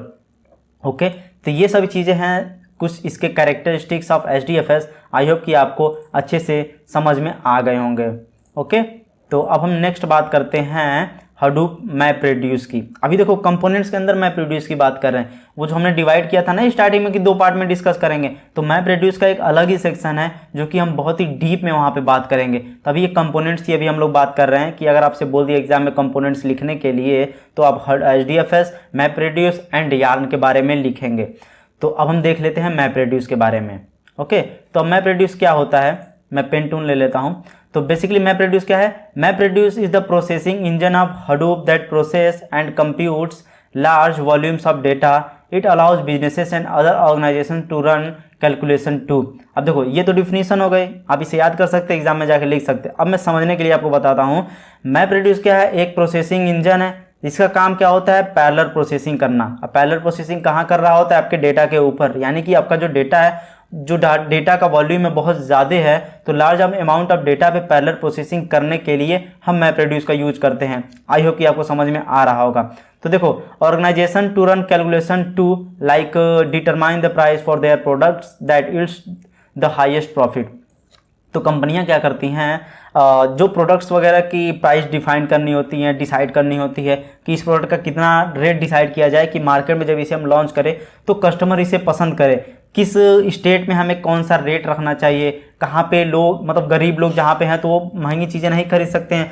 तो काफ़ी चीज़ें डेटा वगैरह लेके उस पर एनालिसिस की जाती है, फिर उसके बाद उस चीज़ का रेट डिसाइड किया जाता है। अब जैसे पार्ले जी का ही एग्जांपल आप ले लो कि पार्ले जी ने क्या किया, 5 रुपये जब उसने रेट बढ़ाया था तो क्या होता कि उसकी सेलिंग घट गई थी, लोग नहीं खरीद रहे थे। तो फिर उसने बाद में क्या किया ना, रेट को 5 रुपये कर दिया और जो बिस्किट उसमें थी वो बिस्किट की नंबरिंग को कम कर दिया, तो फिर उसकी प्रॉफिट सेम हो गई। तो यही कुछ डेटा एनालिटिक्स वगैरह की जाती है, फिर उसके बाद रेट वगैरह भी डिसाइड की जाती है। देखो रियल लाइफ में बहुत सारे एग्जांपल देखने के लिए मिलते हैं, बस यही होता है कि हमें वो चीज़ें बताई नहीं जाती है और रिलेट नहीं की जाती हैं, इसलिए हमें उस सब्जेक्ट में इंटरेस्ट ही नहीं आता है पढ़ने में। और उसे रियल लाइफ से रिलेट करके अगर हम उस सब्जेक्ट को पढ़ रहे होते हैं ना, तो हमें उस सब्जेक्ट में बहुत ही इंटरेस्ट आ रहा होता है। ठीक, अब चलिए नेक्स्ट पॉइंट पर अगर बात करते हैं, know precisely how effective their advertising is and where they should spend their ad dollars. अब देखो इसको हम समझते हैं कि हर कंपनी क्या करती है, अपने प्रोडक्ट की एडवर्टाइजिंग करती है। अब जैसे टीवी में ही ऐड आती है, यूट्यूब पर ऐड आता है, तो ये जो ऐड आती है कंपनियां क्यों चलाती हैं, अपने प्रोडक्ट्स को लोगों तक पहुंचाने में, ताकि लोग उसे यूज करें और उसे प्रॉफिट हो। ठीक, तो बिग डेटा का यूज कंपनियां करती हैं कि कहाँ पे किस मार्केट में किस टारगेट यूज़र को हमको अपनी ऐड दिखानी चाहिए और कितना पैसा हमें खर्च करना चाहिए, कितना डॉलर खर्च करना चाहिए। अब देखो ऐड बहुत ज़्यादा दिखाना भी आपके लिए डिसएडवांटेजेस एक हो सकता है किसी भी कंपनी के लिए। अगर वो बहुत ज़्यादा ऐड चलाती है तो काफ़ी पैसा खर्च करेगी, बल्कि उसे उसका आउटपुट नहीं मिलेगा, या फिर वो एडवर्टीजिंग बहुत कम करती है तो भी उसे लॉस हो जाएगा। तो ये सब चीज़ें भी देखी जाती हैं कि एक ड्यूरेशन टाइम होता है कि इतने टाइम तक हमें इस ऐड कैंपेन को चलाना चाहिए। तो ये काफ़ी चीज़ें आपके बिग डेटा से ये प्रॉब्लम सॉल्व हो जाती है और ये सारे आउटपुट्स आंसर वगैरह मिल जाते हैं कंपनियों को, जो कि बहुत ही आसानी होती है एडवर्टाइजिंग करने में। थर्ड नंबर पे मेक वेदर प्रिडिक्शन। अब देखो वेदर प्रिडिक्शन वगैरह भी बिग डेटा की मदद से हो जाता है। कैसे कि कब बारिश होगी, आज का कल का वेदर कितना होगा, फिर डेट के बेस पे ही करते हैं ना कि पिछले साल के बहुत सारे डेटा को वो लोग रखते हैं, आगे के डेटा जो भी फोरकास्ट वगैरह करते हैं ना, वो सभी चीज़ डेटा के बेस पे ही प्रिडिक्शन वगैरह एल्गोरिदम जो भी प्रोग्रामिंग कोडिंग होती है उसी बेस पे डेटा के बेस पे ही होती है जो करेंट डेटा है। ठीक, तो वेदर प्रिडिक्शन वगैरह भी बिग डेटा की मदद से होता है। तो ये जो प्रोसेसिंग, सब में देखो प्रोसेसिंग होती है। अब देखो ये मतलब जो प्रोडक्ट है उसका डेट डिसाइड करना है तो यहाँ पे प्रोसेसिंग होगी, एडवर्टाइजिंग में भी डेटा की और प्रोसेसिंग होगी, वेदर प्रेडिक्शन में भी डेटा प्रोसेसिंग होगी। तो अब आपको समझ में आ रहा हो कि मैप रेड्यूस का काम क्या होता है, प्रोसेसिंग, पैरेलल प्रोसेसिंग का काम होता है। तो जितनी भी प्रोसेसिंग की चीज़ें होती है वो मैप रेड्यूस के अंदर होती हैं, तो ये पॉसिबल होता है मैप रेड्यूस के अंदर। ठीक, अब इसके बाद बात करते हैं mind web clicks, sales record purchased from retailers and Twitter trending topics to determine what new products the company should produce in the upcoming season। इसे देखो कंपनियां ये भी इसे देखो कंपनी को ये भी फ़ायदा होता है कि नेक्स्ट ईयर या नेक्स्ट मंथ उसे कौन सा प्रोडक्ट लॉन्च करना चाहिए जो कि उसे बहुत ज़्यादा प्रॉफिट दे सकता है। ऐसी काफ़ी चीज़ें हैं। और देखो ये जो बड़े बड़े एप्लीकेशंस वगैरह कंपनियां वाली, ट्विटर हो गई, फेसबुक हो गई, तो ये सभी चीज़ें एनालिसिस करती रहती हैं कि नेक्स्ट फीचर में हम क्या चीज़ें इंटीग्रेट करें ताकि लोग इसे और ज़्यादा यूज करें। अब देखो जब से इंस्टाग्राम में रील्स आया, रील्स वाली फीचर आया, तो इंस्टाग्राम पे लोग बहुत ज़्यादा अपना टाइम वेस्ट करते हैं, बहुत ज़्यादा टाइम इन्वेस्ट करते हैं। कुछ लोग पैसा भी कमा रहे हैं वहाँ से, अच्छे काम के लिए यूज कर रहे हैं, कुछ लोग बस अपना टाइम वहाँ पे इन्वेस्ट करते हैं, बेमतलब का टाइम वहाँ पे बर्बाद करते हैं। तो देखो इंस्टाग्राम में क्या किया, डेटा को एनालिसिस किया, करंट मार्केट को देखा कि लोग हाँ यार टिकटॉक पे ज़्यादा जा रहे हैं, टिकटॉक चला गया, लाओ मैं भी रील्स वगैरह की फैसिलिटी दे देता हूँ लोगों को। तब देखो इंस्टाग्राम पे लोग बहुत ज़्यादा अपना टाइम वेस्ट कर रहे हैं, इन्वेस्ट कर रहे हैं। तो ये सभी चीज़ें मैटर करती हैं, डेटा पे एनालिसिस होता है। आम इंसान क्या यार, आम इंसान तो वैसे ही यूज करता है टेक्नोलॉजी को, फेसबुक व्हाट्सअप को सभी यूज करता है, लेकिन एज अ टेक्निकल आप स्टूडेंट हैं तो आप इसकी टेक्नैलिटी समझ रहे हैं कि पीछे की कॉम्प्लेक्सिटी क्या है, कैसे चीज़ें काम हो रही हैं। तो देखो there are 2 phases in the map reduce programming model. तो इसके अंदर 2 फेजेस बहुत ही इंपॉर्टेंट हैं, और भी फेजेस हैं लेकिन ये जो 2 इंपॉर्टेंट हैं ये बहुत ही इंपॉर्टेंट है, मैपिंग एंड रिड्यूसिंग। अब ये नहीं याद हो रहा है मैपिंग रिड्यूसिंग ना, तो बस ये देखो मैप रिड्यूस अगर याद है तो ये देखो आगे का ये 3 कैरेक्टर है, ये मैप हो गया, रिड्यूस हो गया, तो ये मैपिंग हो गया, रिड्यूसिंग। यही 2 फेज होते हैं जो कि बहुत ही इंपॉर्टेंट होते हैं, जो कि मेन क्रक्स हैं मैप रिड्यूस के। ओके, तो ये जो एक डायग्राम है इसे आप अगर अच्छे से समझ लेते हैं ना तो आपको पता चल जाएगा कि मैप रिड्यूस यही काम करता है, एक्चुअल में मैप रिड्यूस का यही काम है। ठीक है, तो चलो समझ लेते हैं मजे मजे में, और बहुत ही मज़ा आएगा यार इस समझने में। देखो हम लोग बोरिंग फील करके नहीं समझेंगे, थोड़ा एंजॉय भी करेंगे कि हाँ यार ये चीज़ ऐसे हो रही हैं, इसे ऐसे करेंगे।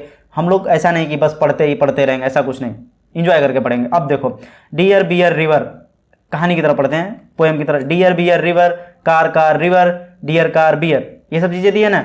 अब देखो अभी आपके पास हो गया 3 रो हो गई, ये आपके पास डेटा हो गया।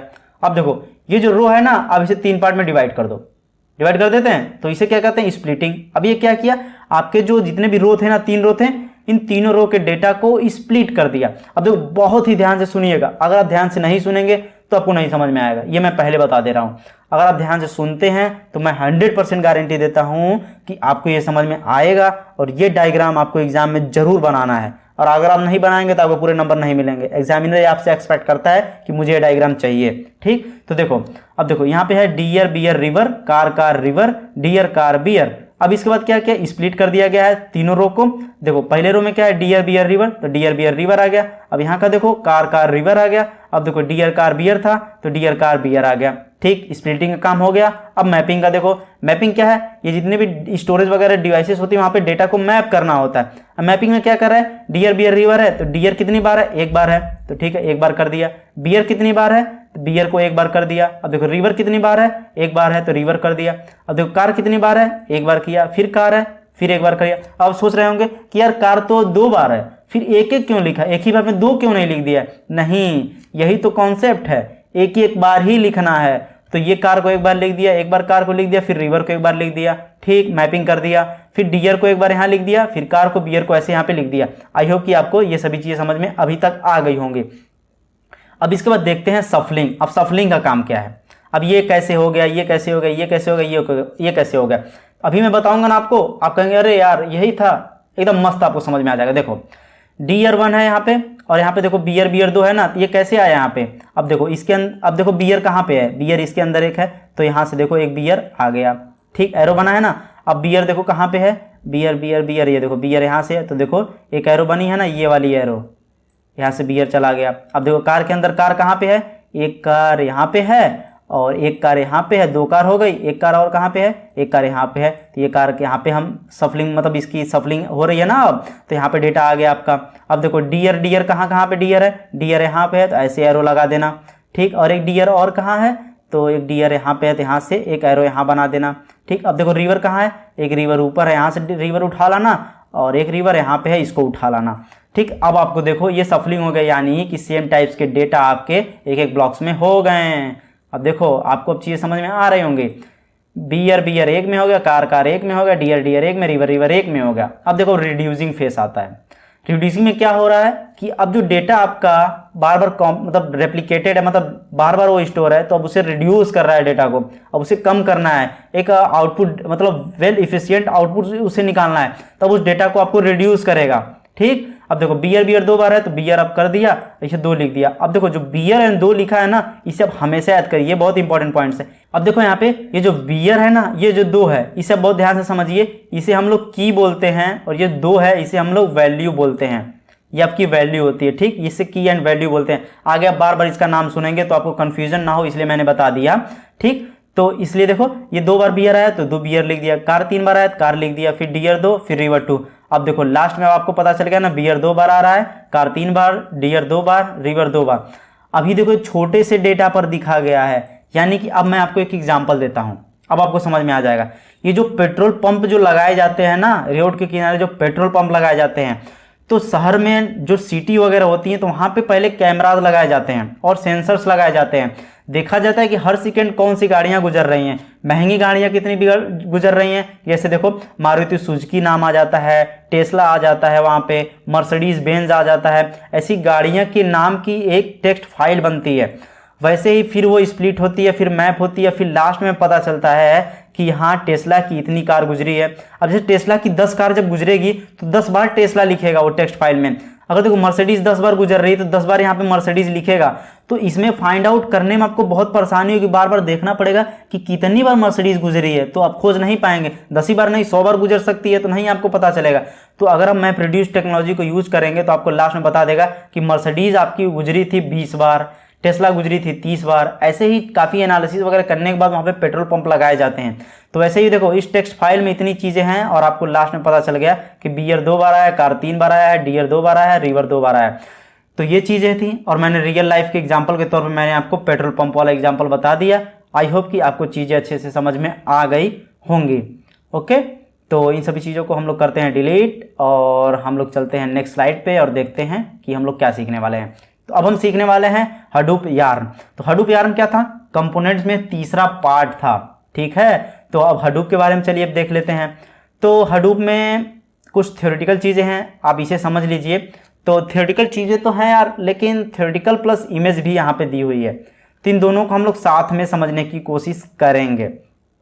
अब देखो इसका डिफिनीशन समझ लेते हैं एक बार। The YARN infrastructure is responsible for providing computational resources such as CPUs और memory needed for application execution. इसका full form yet another resource negotiator होता है। और मैंने पीछे यार्न का क्या बताया था कि ये रिसोर्स मैनेजमेंट काम संभाल रहा होता है, यानी कि जब भी कोई एप्लीकेशन का एग्जीक्यूशन हो रहा होता है तो कितनी सीपीयू कितनी मेमोरी की उसे ज़रूरत है, इन सभी चीज़ों का मैनेजमेंट संभाल रहा होता है आपका यार्न।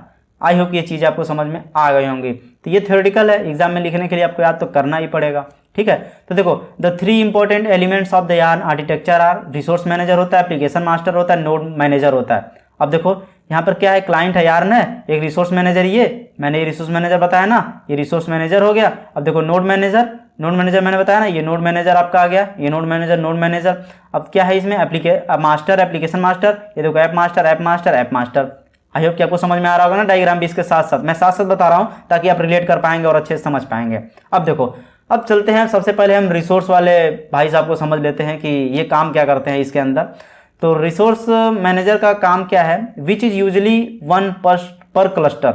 अब देखो क्लस्टर पर क्लस्टर, यानी कि क्लस्टर क्या होता है, ग्रुप्स ऑफ कंप्यूटर होते हैं।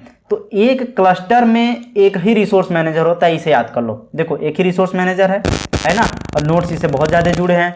तो यानी कि इसे एक क्लस्टर में एक क्लस्टर में आपका एक ही रिसोर्स मैनेजर होता है, ठीक।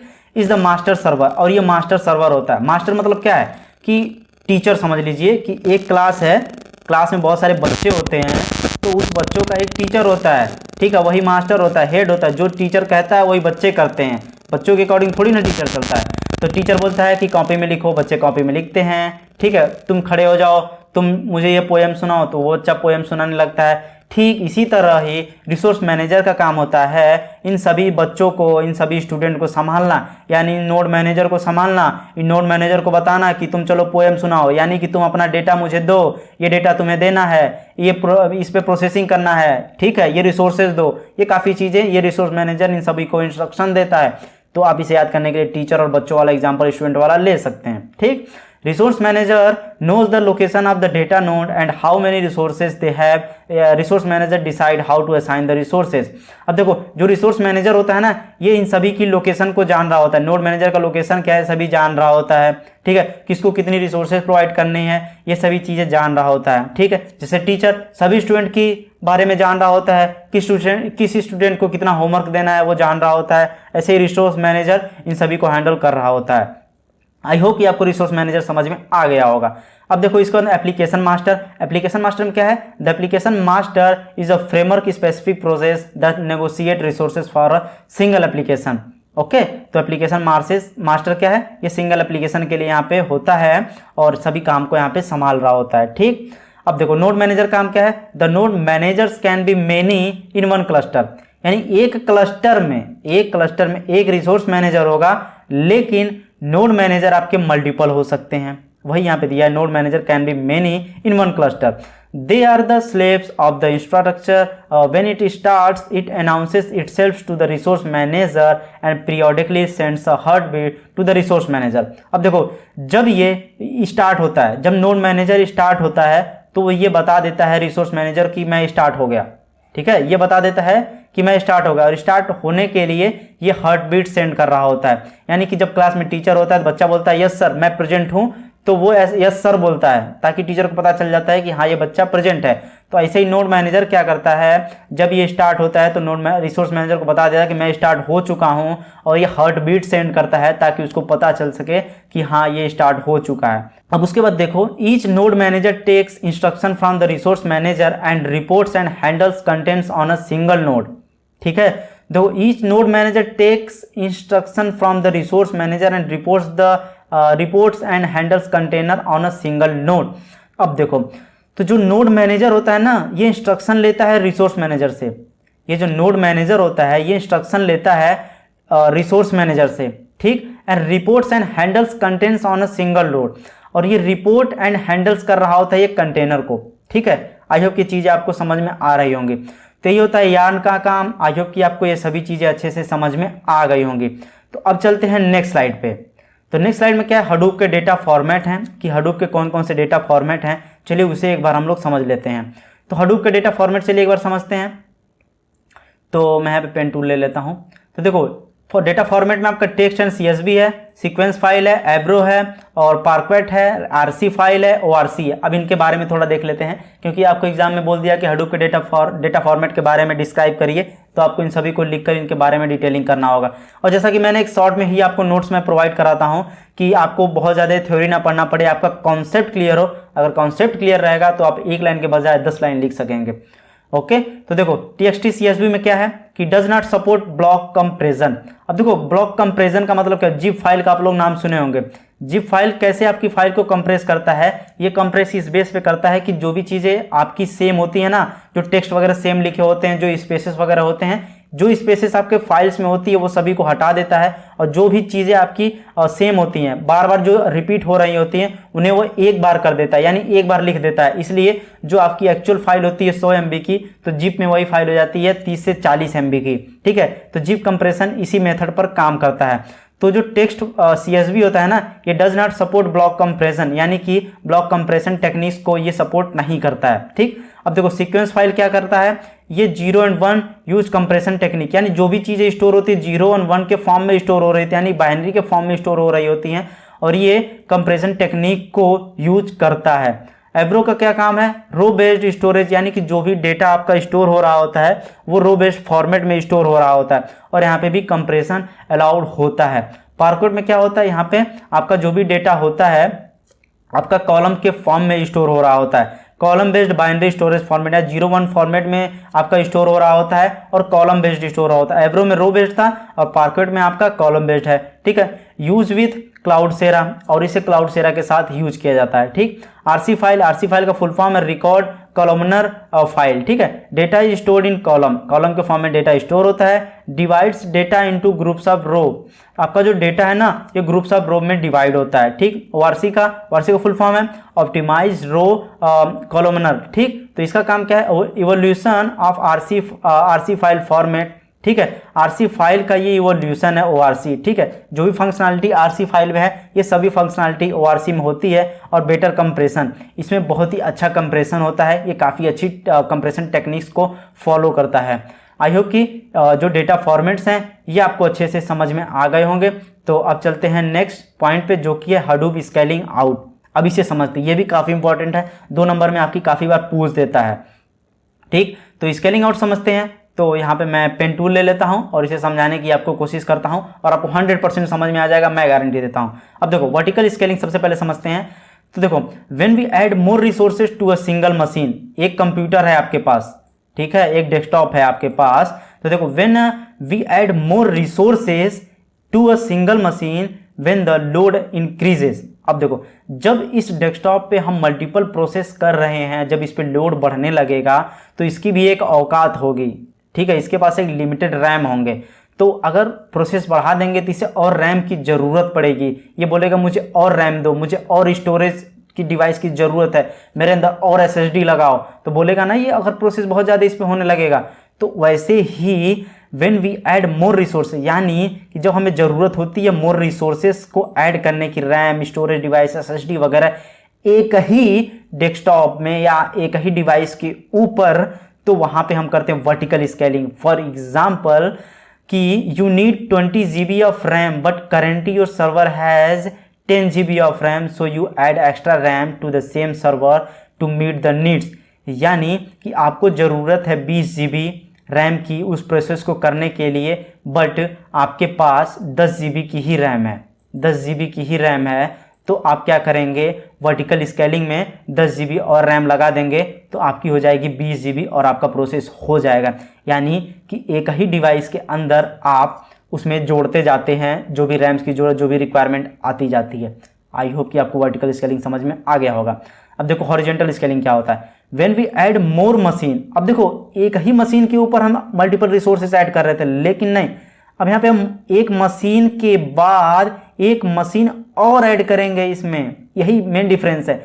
वर्टिकल में एक मशीन के ऊपर ही हम रिसोर्सेज ऐड करेंगे, लेकिन हॉरिजॉन्टल स्केलिंग में हम मल्टीपल मशीन को ही ऐड करते जाएंगे, ओके। तो देखो when you add more machine to match the resources needs is called horizontal scaling. So if you have a machine of already 10 GB, I will add an extra machine with 10 GB RAM, ठीक है। यहाँ पे हम RAM add कर दे रहे थे उसी machine में, लेकिन यहाँ पे हम रैम नहीं ऐड करेंगे, एक्स्ट्रा 10 GB की रैम वाली मशीन ही ऐड कर देंगे, ठीक है। तो यहाँ पे हम मशीन ऐड करते हैं और यहाँ पे एक मशीन के अंदर ही रिसोर्सेज को ऐड करते हैं। तो आई होप कि आपको वर्टिकल एंड हॉरिजॉन्टल स्केलिंग समझ में आ गई होगी, ओके। तो अब हम बात करते हैं हडूप इकोसिस्टम की। ये काफ़ी इंपॉर्टेंट टॉपिक्स है, इसे आप अच्छे से समझिएगा, ठीक है। तो चलिए हडूप इकोसिस्टम को अब हम लोग समझते हैं। तो हडूप इकोसिस्टम में ये कुछ नेम्स हैं जो कि आपके लिए बहुत इंपॉर्टेंट हैं। आपको अगर एग्जाम में दे देता है कि इकोसिस्टम के बारे में लिखो, तो आपको ये सब चीज़ें लिखनी पड़ेंगी। एक जू कीपर होता है, जू कीपर का काम क्या होता है, कोऑर्डिनेशन का काम होता है जू कीपर का। एक फ्लम होता है जो कि लॉग कलेक्टर का काम, क्या लॉग कलेक्टर का काम हो रहा होता है फ्लम की मदद से। हाइव होता है, स्टैटिक्स वगैरह जो भी चीज़ें होती है हाइव की मदद से होती हैं। एक आर कनेक्टर्स होता है जो कि स्टैटिक्स वगैरह जो भी चीज़ें करनी होती है वो आर कनेक्टर की मदद से होता है। एक महाउट है, एमएल वगैरह की जो भी इंटीग्रेशन वगैरह एमएल की जो भी चीज़ें अगर आप करना चाहते हैं वो महाउट की वजह से होता है। स्पार्क का काम क्या होता है, एनालिटिक्स ऑपरेशन जो भी करने होते हैं वो स्पार्क की मदद से होती हैं। पिक की मदद से रिपोर्टिंग वगैरह होती है। एक ओजी होता है कि वर्कफ्लो वगैरह डिसाइड चीज़ें जो करनी होती हैं, काम करना होता है, ये आपका ओजी करता है। एचबेस का काम क्या होता है, ये कॉलमनर डेटा स्टोरेज का काम कर रहा होता है। स्कूप का काम क्या होता है, डेटा एक्सचेंज का काम कर रहा होता है। तो ये होता है हडूप इकोसिस्टम। आप इसे जरूर याद कर लीजिएगा, एग्जाम के पॉइंट ऑफ व्यू से ये भी काफ़ी इंपॉर्टेंट है। मैं जितनी भी टॉपिक्स आपको बताता हूँ ना, ये इंपॉर्टेंट ही कवर करता हूँ। जो ऐसे टॉपिक्स कुछ होते हैं जो इंपॉर्टेंट नहीं होते मैं उसको बताता ही नहीं हूँ, ठीक है। और जो इंपॉर्टेंट होते हैं मैं तो आपको बीच बीच में बोल ही देता हूँ। तो अब देखो, अब हम जा रहे हैं मैप रेड्यूस के सेक्शन को कवर करने। हडूप का इतना ही था, हम लोगों ने कवर कर लिया, ठीक है।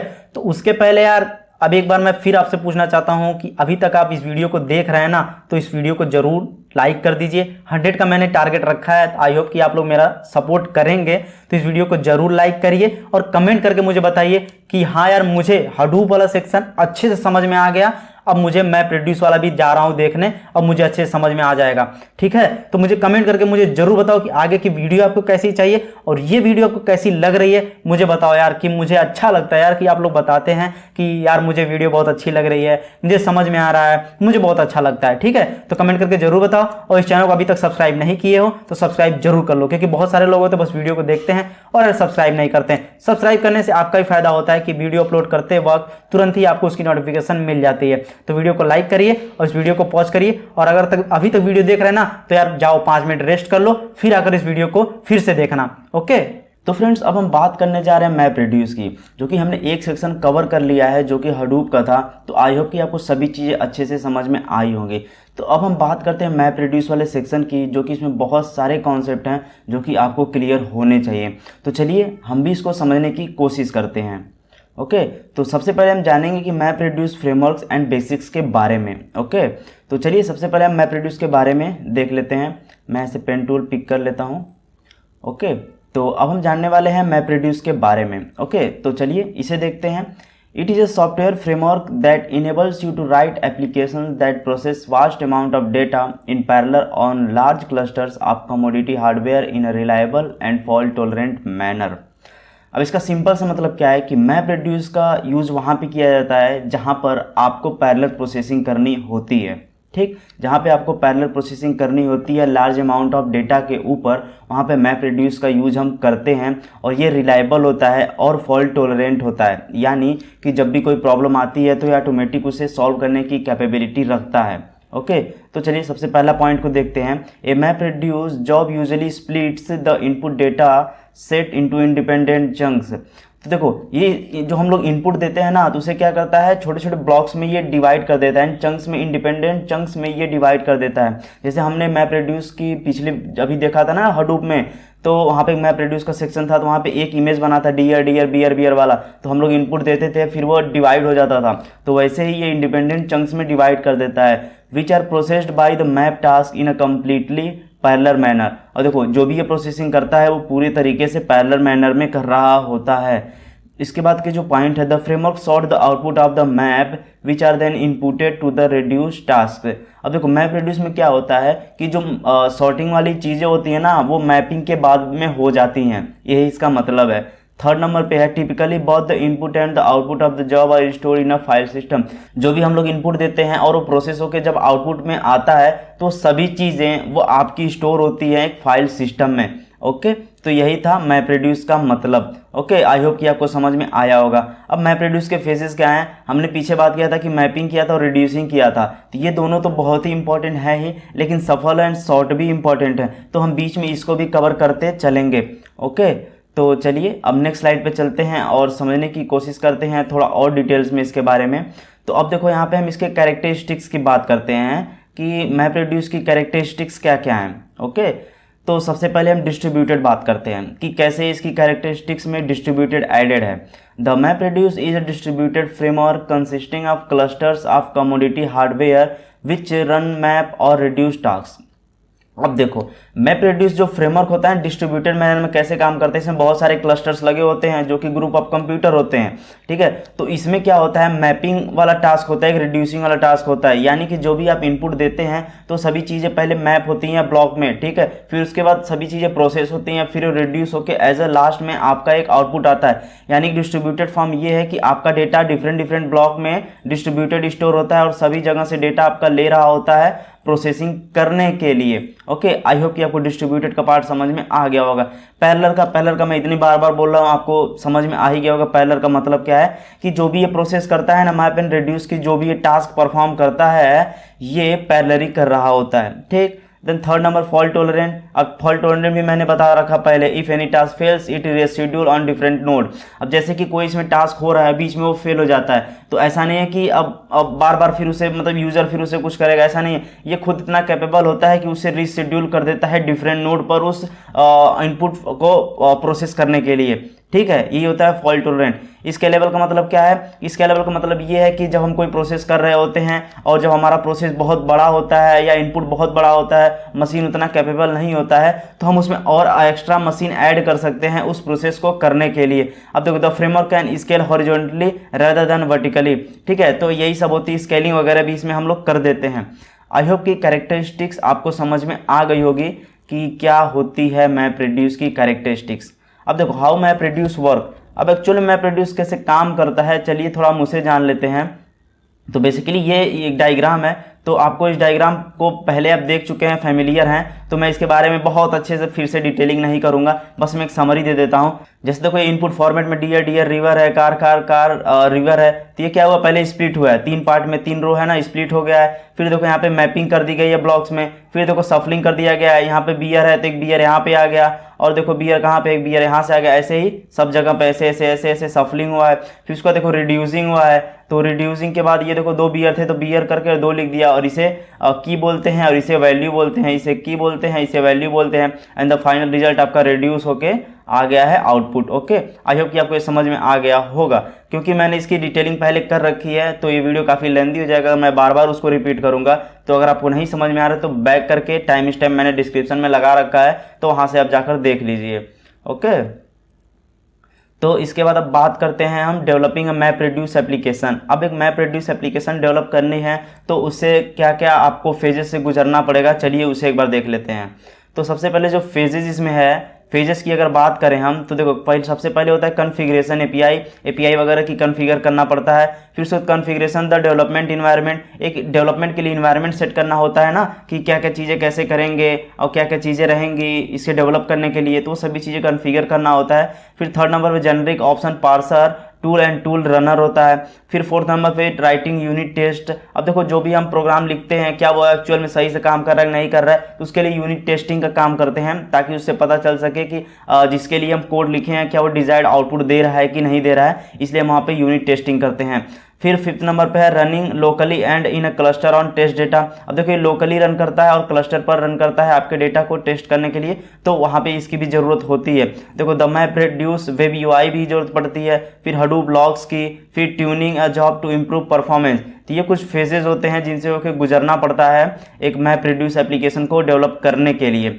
अब देखो, इसके बाद स्टेज कुछ होते हैं, 3 स्टेज हैं, तो चलिए एक एक स्टेज को समझ लेते हैं कि क्या क्या इनके अंदर है। तो फर्स्ट स्टेज में अगर बात करें पहले पॉइंट की, तो writing a program in map reduce follows a certain pattern. अब देखो, जब हम एक प्रोग्राम लिख रहे होते हैं मैप रेड्यूस में, तो ऐसा नहीं है कि हम कुछ भी ऐसे ही लाइन से कुछ भी लिखते चले जाएं, ऐसा कुछ नहीं, ये एक सर्टेन पैटर्न को फॉलो कर रहा होता है, एक मेथड से हम इसको लिखते हैं। ओके, देन सेकेंड पॉइंट की बात करें, you start by writing your map and reduce function ideally with unit test to make sure they do what you expect.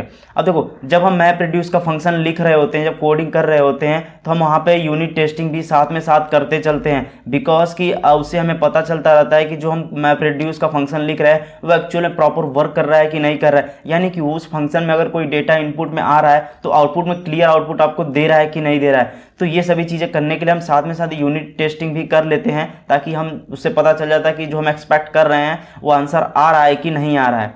ठीक है, अब थर्ड नंबर पर अगर बात करते हैं हम, then you write a driver program to run a job which can run from your ID using a small subset of the data to check that it is working। ठीक है, एक driver programme उसके बाद लिखना होता है, फिर वो चेक करता है कि आपका प्रोग्राम रन कर रहा है कि नहीं कर रहा है। ठीक है, अब फोर्थ नंबर पे, if it is fails you can use your IDE's debugger to find the source of the problem. अब देखो, जब ये फेल हो जाता है, जब ऐसा होता है कि वर्किंग नहीं हो रही है, तो क्या होता है कि आप लोग अपने आईडी का डिबगर टूल यूज कर सकते हैं उसके प्रॉब्लम को, सोर्स को जानने के लिए कि कहाँ से वो प्रॉब्लम निकल रहा है। ठीक है, ये सभी चीज़ें आप लोग अपने IDE के डिबगर टूल से फाइंड आउट कर सकते हैं।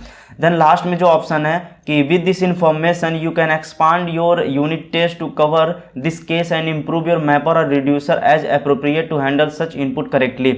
ओके, आई होप कि ये सभी स्टेजेस आपको अच्छे से समझ में आ गए होंगे, इसके जो भी पॉइंट हैं। अब चलिए नेक्स्ट स्टेज को देखते हैं कि उसमें क्या है। अब देखो बात करते हैं स्टेज 2 की। तो ये जितनी भी चीज़ें हैं ना, एक बार अगर आप पढ़ लेंगे तो आपको खुद समझ में आ जाएगा, क्योंकि ये काफ़ी चीज़ें अगर मैं इसको देखिए मैं बता रहा हूँ तो आप पढ़ के भी उसे समझ सकते हैं, तो थोड़ा टाइम कंज्यूमिंग हो जाएगा। तो क्योंकि ये वीडियो हम लोग को थोड़ी शॉर्ट में ही भी बनानी है, क्योंकि ज़्यादा लेंदी भी नहीं होना चाहिए वीडियो, तो आप लोग इसे पढ़ के एक बार समझ लीजिएगा, आपको आसानी से समझ में आ जाएगा। तो चलिए नेक्स्ट स्टेज जो देखते हैं। तो नेक्स्ट स्टेज भी आप यहाँ से देख लीजिएगा, आपको एक बार पढ़ लीजिएगा, आपको सभी चीज़ें अच्छे से समझ में आ जाएंगी। ठीक है, मैंने जो भी चीज़ें पहले कॉन्सेप्ट जो बताया ना मैप रेड्यूस में, सेम वही सभी चीज़ें हैं जो कि स्टेजेस वाइज आपको बताया गया है। ठीक, अब इसके बाद देखते हैं मैपर। ये बहुत ही इंपॉर्टेंट टॉपिक है, इसे बहुत ही ध्यान से आप समझिएगा, ये आपका कॉन्सेप्ट बहुत ही अच्छा कर देगा और आपको मैप रेड्यूस की जो वर्किंग अंदर की जो कॉम्प्लेक्सिटी है उसे समझने में बहुत ही आसानी होगी। ओके, तो चलिए मैपर का हम लोग देख लेते हैं। मैं पेन टूल ले लेता हूँ। मैपर का बेसिकली काम क्या होता है, it maps input key value pairs to a set of intermediate key value pairs. ठीक है, जो भी मैप की इनपुट की वैल्यू पेयर होती है ना, उसे सेट इंटरमीडिएट सेट कर देता है की वैल्यू पेयर्स में। ठीक, अब देखो यहाँ पे क्या है, टोयोटा मर्सिडीज, ये देखो नाम है ना गाड़ियों की, BMW, Tesla, Porsche, Tesla, GM, Volvo, Ford. अब यहाँ पे देखो मैप रेड्यूस का एक मैपर का एक कोड लिखा हुआ है। अब देखो ऊपर का कोड देखिए, पब्लिक क्लास, जो कि हम लोग एक क्लास, ये क्लास है कार मैपर नाम की क्लास है जो कि एक्सटेंड कर रहा है मैपर को। ये जेनेरिक्स वगैरह होती है, अगर आप जावा आपको आती है तो आपको उससे आइडिया लग रहा हो कि जेनेरिक्स वगैरह क्या होती हैं। फिर उसके बाद ये देखो यहाँ पे एक फंक्शन लिखा हुआ है, मैप का एक फंक्शन लिखा हुआ है यहाँ पे। ठीक है, यहाँ पे मैप का एक फंक्शन लिखा हुआ है। तो ये क्या कर रहा है, ये एज ए स्ट्रिंग के फॉर्मेट में, जो कि वर्ड नाम का आपका एक एरे के फॉर्म में ले रहा है। ठीक है, स्ट्रिंग और वैल्यू क्या है, यही वैल्यू है आपकी, यही वैल्यू को ले रहा है टू स्ट्रिंग, स्प्लिट कर दे रहा है स्पेस से। यानी कि स्प्लिट कैसे कर रहा है, जहाँ जहाँ स्पेस है यहाँ स्पेस है, फिर यहाँ स्पेस है, यहाँ स्पेस है, तो जहाँ जहाँ स्पेस है उसके अकॉर्डिंग ये हर वर्ड को स्प्लिट करे। यानी कि एक टोयोटा को अलग कर दिया, इस टोयोटा को अलग कर देगा, इस टोयोटा को अलग कर देगा। ठीक है, और यहाँ पे ये देखो फॉर ईच लूप लगा हुआ है। तो आई होप कि ये जो कोड पार्ट है ये भी आपको अच्छे से थोड़ा समझ में आ रहा होगा। ठीक, अब चलते हैं नेक्स्ट पॉइंट पे, और जो यहाँ पे दिया हुआ है ये काफ़ी इंपॉर्टेंट है, इसे आप बहुत ध्यान से समझिएगा।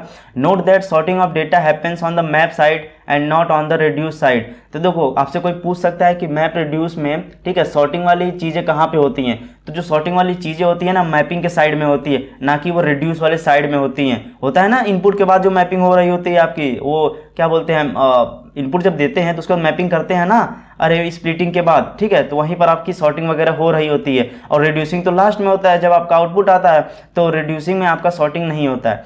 अब ये जो यार एक डायग्राम है ना, ये जो इमेज है, इसे आप बहुत ध्यान से समझिएगा, बहुत ध्यान से।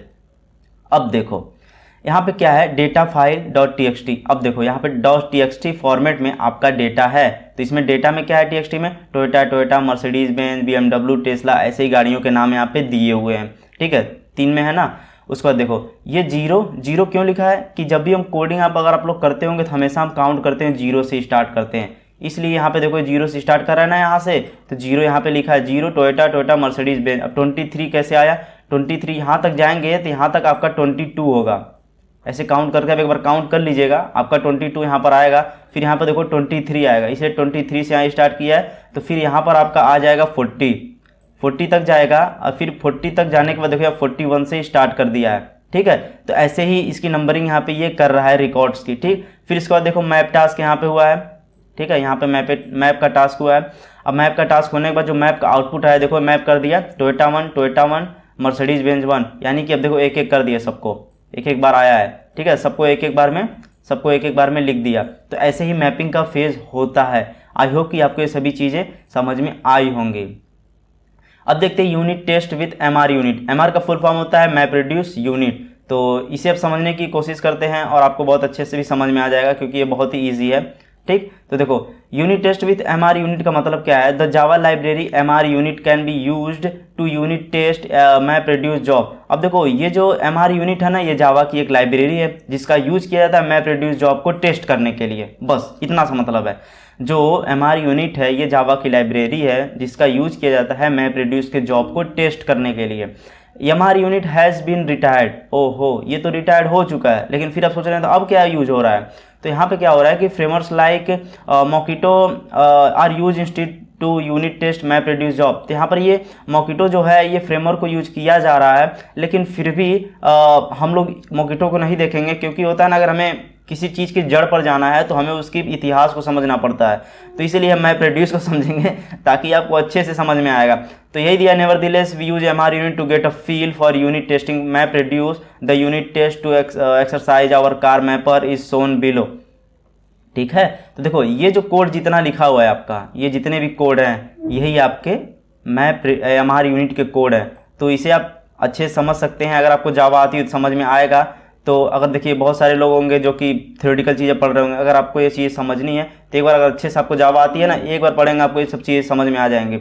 नेक्स्ट पॉइंट पे आप बात करते हैं हम इस चैनल के बारे में। तो यार अगर अभी तक वीडियो देख रहे हो ना, तो वीडियो अगर अभी तक नहीं लाइक किए हो तो यार लाइक कर दो और कमेंट करके मुझे ज़रूर बताओ कि वीडियो आपको कैसी लग रही है और आगे कौन सी वीडियो आप चाहते हैं, और चैनल को सब्सक्राइब कर लीजिए ताकि आपको आगे की नोटिफिकेशन मिलती रहे। अब बात करते हैं anatomy of A map reduce job run. ठीक, तो अब इसमें क्या है, तो ये भी काफ़ी इंपॉर्टेंट पार्ट है, इसे भी आप एक बार जरूर समझिए। तो map reduce can be use to work with a solitary method called submit. ये सबमिट वाला थोड़ा कॉन्सेप्ट अच्छा है, इसे एक बार समझ लीजिए, ऑन ए जॉब ऑब्जेक्ट। ठीक है, अब कंपोनेंट्स इसके क्या क्या हैं। तो क्लाइंट है सबसे पहले, submitting the map reduce job. Client का काम क्या होता है, सबमिटिंग द मैप रिड्यूस के जो भी जॉब होते हैं उसे सबमिट करने के लिए किया जाता है।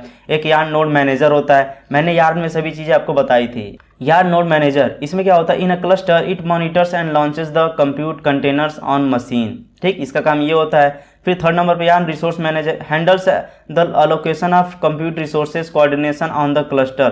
ठीक है, जो भी लोकेशन वगैरह कंप्यूटर रिसोर्सेज की होती है ना, ये सभी चीज़ें यही हैंडल कर रहा होता है। कि जो होता है ना, जब प्रोसेस आता है तो उसे कितनी रिसोर्सेज देनी होती है, कितना रिसोर्सेज वो यूज करेगा, तो सभी चीज़ें जो हैंडल करनी होती है ना, वो यार्न रिसोर्स मैनेजर के थ्रू होता है। मैप रिड्यूस एप्लीकेशन मास्टर क्या करता है, facilitate the task running the map reduce work. अब देखो मैप रिड्यूस में जो भी वर्क हो रहा होता है, जो भी रनिंग हो रहा होता है ना, ये सभी चीज़ों को फैसिलिटेट कर रहा होता है। अब लास्ट में जो है distributed file system shares job file with other entities. ठीक है, जो भी फाइल होती है ना आपकी डिस्ट्रीब्यूटेड फॉर्म में होती है। तो यही होते हैं कुछ कंपोनेंट। आई होप कि आपको समझ में आए होंगे। तो अब नेक्स्ट पॉइंट पे चलते हैं। ये यहाँ पे इसका इमेज दिया हुआ है। अगर एग्जाम में आपके पूछता है anatomy of map reduce job run, तो ये आप इमेज जरूर बनाइएगा। जो मैंने कैरेक्टरिस्टिक्स बताई ना, सेम वही चीज़। जैसे देखो मैप रिड्यूस प्रोग्राम है, फिर जॉब्स है, रिसोर्स मैनेजर है, नोड मैनेजर होता है ना, मैंने यार्न बताया था तो उसमें ये सब चीज़ें थी, एमआर ऐप मास्टर, फिर node manager, yarn child, reduce task. तो ये सभी चीज़ें आपकी जो मैंने अभी पीछे कैरेक्टरिस्टिक्स बताई और यार्न में जो चीज़ें बताई थी वो सभी चीज़ें यहाँ पे हैं। तो मैं अगेन फिर से बताकर उसे रिपीट नहीं करूँगा। ठीक, तो चलिए नेक्स्ट स्लाइड पे चलते हैं और समझते हैं anatomy of map reduce job run के कुछ और इम्पॉर्टेंट पॉइंट्स के बारे में। मैंने सबमिट बताया था ना कि सबमिट क्या होता है, तो इसे आप थोड़ा ध्यान समझिएगा। ये थोड़ा थ्योरेटिकल पार्ट है, तो इसे आपको थोड़ा कंसंट्रेट होकर देखना पड़ेगा। ठीक है, तो देखो हाउ टू सबमिट जॉब। अगर आपको एक जॉब सबमिट करनी है तो आप कैसे करते हैं। To create an internal job submitter instance. ठीक है, एक जॉब सबमिटर इंस्टांस बनाना होता है। यूज़ द सबमिट, ये देखो इसकी मदद से, which further call submit job internal on it. ठीक, अब देखो processes implemented by job सबमिटर for submitting the job. इसमें पहले नंबर पे क्या है, the resource manager asks for a new application ID. जो रिसोर्स मैनेजर होता है वो एक न्यू एप्लीकेशन आईडी को पूछता है। ठीक है, that is use for map reduce job ID. और वो यूज किया जाता है क्यों, मैप रिड्यूस की जॉब आईडी के लिए। ठीक, अब दूसरे नंबर पे देखो output specification of the job is checked. ठीक, थर्ड नंबर पे क्या है, if the splits can not be computed. जो होती है ना, इनपुट देते हैं फिर वो स्प्लिट होता है, अगर वो कंप्यूटेड नहीं हो सकता है तो it compute that input splits for the job. ठीक, this can be due to the job is not submitted and an error is thrown to the map reduce program. जब सभी चीज़ें नहीं हो रही होती है ना सबमिटेड करने के बाद, तो एक एरर थ्रो करता है मैप रिड्यूस प्रोग्राम की। ठीक है, उसके बाद फोर्थ नंबर पे क्या है, resources needed to run the job is copied, it include the job jar file. अब देखो ये जार फाइल है। ठीक, the computed input splits to the shared file system in a directory named after the job file. Okay, उसके बाद क्या है, it copies job jar with high replication factor which is controlled by mapreduce.client.submit.file.replication property as there are the number of copies across the cluster for the node manager to access। अब देखो copies वगैरह होती है ना, जो भी आपका process होता है, इनपुट होता है, काफ़ी रेप्लिकेट हो रहा होता है सभी चीज़ें, तो ये सभी चीज़ें यहीं पे हो रही होती हैं। एंड लास्ट में क्या है, by calling submit application submit the job on the resource manager. अब देखो जब कॉलिंग हो रहा होता है ना सबमिट एप्लीकेशन, फिर उसके बाद क्या होता है, रिसोर्स मैनेजर पर जो जॉब्स होते हैं वहाँ पे वो आपके सबमिट हो जाते हैं। तो यही कुछ कॉन्सेप्ट था इसका। अब इसके बाद देखते हैं कि जॉब शेड्यूलिंग क्या होती है। जॉब शेड्यूलिंग यार बहुत ही इंपॉर्टेंट टॉपिक है, ठीक है, तो इसे आप समझिए जॉब शेड्यूलिंग क्या होती है। ठीक, तो चलिए इसको पहले हम इरेज कर देते हैं जो भी चीज़ें हमने यहाँ पे की है। ठीक, तो जॉब शेड्यूलिंग आप समझते हैं क्या होता है। देखो इसे बहुत ध्यान समझना और मज़ा भी आने वाला है इसमें। Hadoop MapReduce is a software framework for writing application that process huge amount of data terabyte to petabyte in parallel on the large Hadoop cluster। Hadoop MapReduce का काम क्या होता है, ये एक सॉफ्टवेयर फ्रेमवर्क होता है। इसका यूज़ क्यों किया जाता है कि अगर आपके पास लार्ज अमाउंट ऑफ डेटा है टेराबाइट एंड पेटाबाइट में, तो उसमें पैरेलल प्रोसेसिंग करने के लिए करते हैं और Hadoop क्लस्टर पर करते हैं, ठीक है, मदद से करते हैं। This framework responsible for scheduling task. ये देखो फ्रेमवर्क इसलिए भी रिस्पॉन्सिबल होता है टास्क को शेड्यूल करने के लिए, मॉनिटर भी उसे करता है। री एग्जीक्यूट द फेल्ड टास्क, अगर कोई टास्क फिर से फेल हो जाता है तो इसे फॉल्ट टॉलरेंट भी होता है, तो उसे री एग्जीक्यूट भी करता है। फिर सेकेंड नंबर पे क्या है, इन Hadoop 2 yarn call at another resource negotiator was introduce. Hadoop 2 में ना यार्न को इंट्रोड्यूस किया गया था। The basic idea behind the YARN introduction to split the functionality of resource management job scheduling. देखो यार्न का बेसिकली काम क्या होता है, रिसोर्स मैनेजमेंट होता है कि क्या किसको कितनी रिसोर्सेज देनी है, प्रोसेस वगैरह को देना होता है ना रिसोर्सेज वगैरह, तो ये सभी चीज़ें ये हैंडल कर रहा होता है। थर्ड नंबर क्या है, resource manager has two main component that the scheduler and application manager. जो रिसोर्स मैनेजर होता है, हर एक क्लस्टर में एक ही रिसोर्स मैनेजर होता है, जैसे कि मैंने यार में बताया था, तो इसके पास दो मेन कंपोनेंट होते हैं, एक शेड्यूलर होता है, एक एप्लीकेशन मैनेजर होता है। ठीक, इसके बाद बात करते हैं schedulers in YARN. Resource manager is a pure scheduler which is responsible for allocating resources to the various running application. देखो जो भी रनिंग एप्लीकेशन आपकी चल रही होती है ना, उनको जो रिसोर्सेज वगैरह देना होता है, तो यही रिस्पॉन्सिबल होता है, यही डिसाइड करता है कि उनको कितनी रिसोर्सेज वगैरह देनी है। ठीक है, लास्ट में जो है शेड्यूलर की बात किया तो फीफो शेड्यूलर होता है, कैपेसिटी शेड्यूलर होता है, फेयर शेड्यूलर होता है, are such pluggable policies that are responsible for allocating resources to the application. ठीक है, तो ये कुछ शेड्यूलर होते हैं। एग्जाम में आपसे पूछ सकता है कि जॉब शेड्यूलिंग है तो उसके कौन कौन से शेड्यूलर होते हैं, तो ये 3 शेड्यूलर होते हैं। आप 2 नंबर में हो सकता है, आपसे पूछ सकता है। ठीक, अब इसके बाद चलिए देखते हैं सफलिंग भी हो रहा था ना वहाँ पे MapReduce का, जो हम लोग एक डायग्राम जो हम लोग इमेज देखे थे जहाँ डियर डियर बियर बियर करके कार था, वहाँ पे सफलिंग भी हो रहा था। एक बार ध्यान से देखिएगा तो वो कैसे काम करता है, वो क्या चीज़ क्या होती है, उसे समझ लेते हैं। तो चलिए एक बार इसे देखते हैं। The process of transferring data from the mapper to reducers is shuffling. अब देखो ये इसका डिफिनीशन है कि the process of transferring data from the mapper to reducer, और उसी को हम लोग कहते हैं सफलिंग। ठीक, it is also the process by which the system perform the sort. अब देखो मैंने बताया था ना कि मैपिंग के साइड के बाद से ही आपकी होती है सॉर्टिंग, मैपिंग के साइड ही आपकी होती है sorting. Then it transfer the map output to the reducer as input, then this is the reason shuffle phase is necessary for the reducer. ठीक, तो यही होता है सफलिंग का। देखो ये ही है सफलिंग, यहीं पर सफलिंग हो रही है। ठीक, मैपिंग और रिड्यूसिंग के बीच में सफलिंग बहुत ही मेजर रोल निभाता है, या बहुत मेजर रोल फॉलो करता है यहाँ पे। ठीक है, बहुत मेजर रोल होता है इसका यहाँ पे। तो आई होप ये चीज़ें आपको समझ में आई होंगी, सफलिंग का काम की सफलिंग क्या होता है। ठीक है, तो चलिए अब चलते हैं नेक्स्ट स्लाइड पे, क्या है सॉर्ट। अब सॉर्ट क्या काम करता है, कैसे करता है, उसे एक बार समझते हैं। तो बेसिकली सॉर्ट का भी हम बहुत आराम से देखेंगे, 3 लाइन है, बहुत आराम से समझेंगे। MapReduce frameworks automatically sort the key generated by the mapper. Thus before sorting of reducer, all intermediate key value pairs get sorted by key and not by value.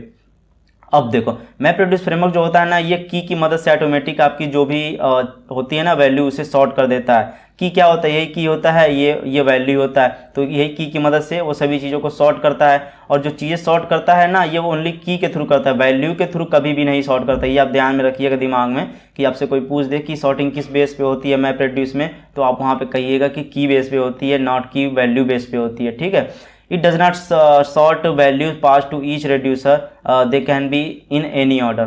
ठीक, तो यही होता है। देखो यहाँ पे आपकी जो सॉर्टिंग थी वो की वैल्यू की बेस पे हुई थी, ना कि वैल्यू बेस पे हुई थी। यही थोड़ा मेन इंपॉर्टेंट है, आप आई होप कि आपको समझ में आ गया होगा। अब इसके बाद बात करते हैं MapReduce के टाइप्स की, कि MapReduce के कौन कौन से टाइप्स हैं। तो बेसिकली मैप रेड्यूस के टाइप्स की अगर यहाँ पे बात करते हैं तो देखो, mapping is the code techniques of processing list of data elements that come in a pair of की एंड वैल्यू। ठीक है, मैपिंग जो होता है एक कोड टेक्निक होता है एक प्रोसेसिंग का, समझे, मतलब यानी कि जब प्रोसेसिंग हो रही होती है ना तो उसके लिए मैपिंग होना ही होना चाहिए। विदाउट मैपिंग ये प्रोसेस बहुत जल्दी भी नहीं होगा और काफ़ी डिफिकल्टी आएगी, इसलिए मैपिंग जो होती है बहुत ही कोड टेक्निक है किसी भी चीज़ को प्रोसेस करने में। ठीक, the map function applies to individual element define as key value pairs of a list and produce a new list. The general idea of map and reduce function of Hadoop can be illustrated as follows. अब देखो जो भी चीज़ें हो रही थी की value की चीज़ फॉर्म में ही हो रही होती है, जितनी भी चीज़ें होती है मैप रेड्यूस में आप देखे होंगे सभी चीज़ें की वैल्यू में होती है। तो देखो ये की है, ये वैल्यू है, ये K2 है, ये V2 है, यानी की वैल्यू है, ये मैपिंग वाला सेक्शन है।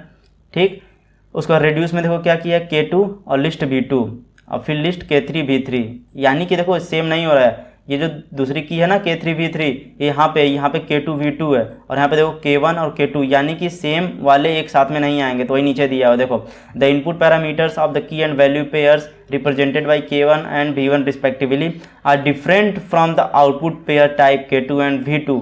ठीक है, अब देखो यही K1 एंड V1 जो हैं are different from the output pair K2 and V2, यही मैं यहाँ पे बताया था। The reduce function accept the same format output by the map but the type of output again of the reducer operation different K3 and V3। देखो अब ये जो आउटपुट था ना ये देखो फिर K3 V3 डिफरेंट हो गया, इससे आपको देखने के लिए मिल रहा होगा। ठीक, तो यही मतलब है यहाँ पे इसका। आई होप कि आपको चीज़ें समझ में आई होंगी। तो इसके बाद बात करते हैं इनपुट फॉर्मेट्स, ये बहुत इंपॉर्टेंट आपके एग्जाम के पॉइंट ऑफ व्यू से बहुत इंपॉर्टेंट है, तो इसे बहुत ही डिटेलिंग से आपको लिखना पड़ेगा अगर एग्जाम में आ जाता है, तो आप इसे बहुत ही अच्छे से समझिए भी, जो कि मैं आपको अच्छे से समझा दूंगा और आपको समझ में आ भी जाएगा। तो बेसिकली इनपुट फॉर्मेट क्या होता है, Hadoop input format describe the input specification for execution of the map reduce job. ठीक, input format describe how to split up and read input files, मतलब यही इनपुट फाइल फॉर्मेट्स ये होता है ना कि ये डिस्क्राइब करता है स्प्लिट अप, यानी कि जो इनपुट आप दिए उसे स्प्लिट वगैरह करना, आपकी जो इनपुट फाइल्स उसे रीड वगैरह करना, ये सभी चीज़ें ये डिस्क्राइब करता है। In map reduce job execution input format is the first step. अब देखो इनपुट फॉर्मेट जो होता है ना फर्स्ट स्टेप होता है, मतलब कि जब हम कोई प्रोसेस करने के लिए कुछ भी दे रहे होते हैं तो सबसे पहले उसको हम इनपुट ही देते हैं ना, तो इसलिए ये फर्स्ट स्टेप होता है। ठीक है, तो ये फर्स्ट स्टेप होता है। It is also responsible for creating the input splits and dividing them into records. ठीक, तो सबसे पहले क्या करता है ये इस इनपुट को स्प्लिट कर देता है, स्प्लिट करने के बाद ये रिकॉर्ड्स के अंदर रिकॉर्ड में ये उसे डिवाइड कर देता है। ठीक, input files store the data for map reduce job. ठीक, फिर उसके बाद input files resides in HDFS। ठीक है, HDFS में ये होता है। although these files format is arbitrary, we can also use line based log file and binary format। अब देखो लाइन बेस्ड लॉग्स फाइल हम लोग यूज कर सकते हैं और बाइनरी फॉर्मेट यूज कर सकते हैं इसमें। ओके, अब देखो यहाँ पे क्या दिया हुआ है, input format class is one of the fundamental classes which provides below functionality. तो फंक्शनैलिटी क्या क्या प्रोवाइड करता है, पहले नंबर पे input format select the files और अदर ऑब्जेक्ट्स फॉर इनपुट। ठीक है, ये काम क्या होता है कि जो भी हम लोग इनपुट फाइल्स वगैरह होती हैं उसे सेलेक्ट करता है इनपुट देने के लिए।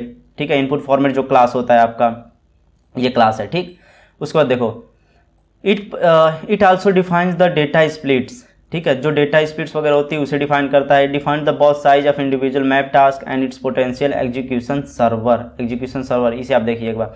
तो यहाँ पे हम बस क्लास की बात कर रहे हैं। देखो ये इनपुट फॉर्मेट क्लास का काम क्या होता है, वही ये नीचे चीज़ दी हुई हैं।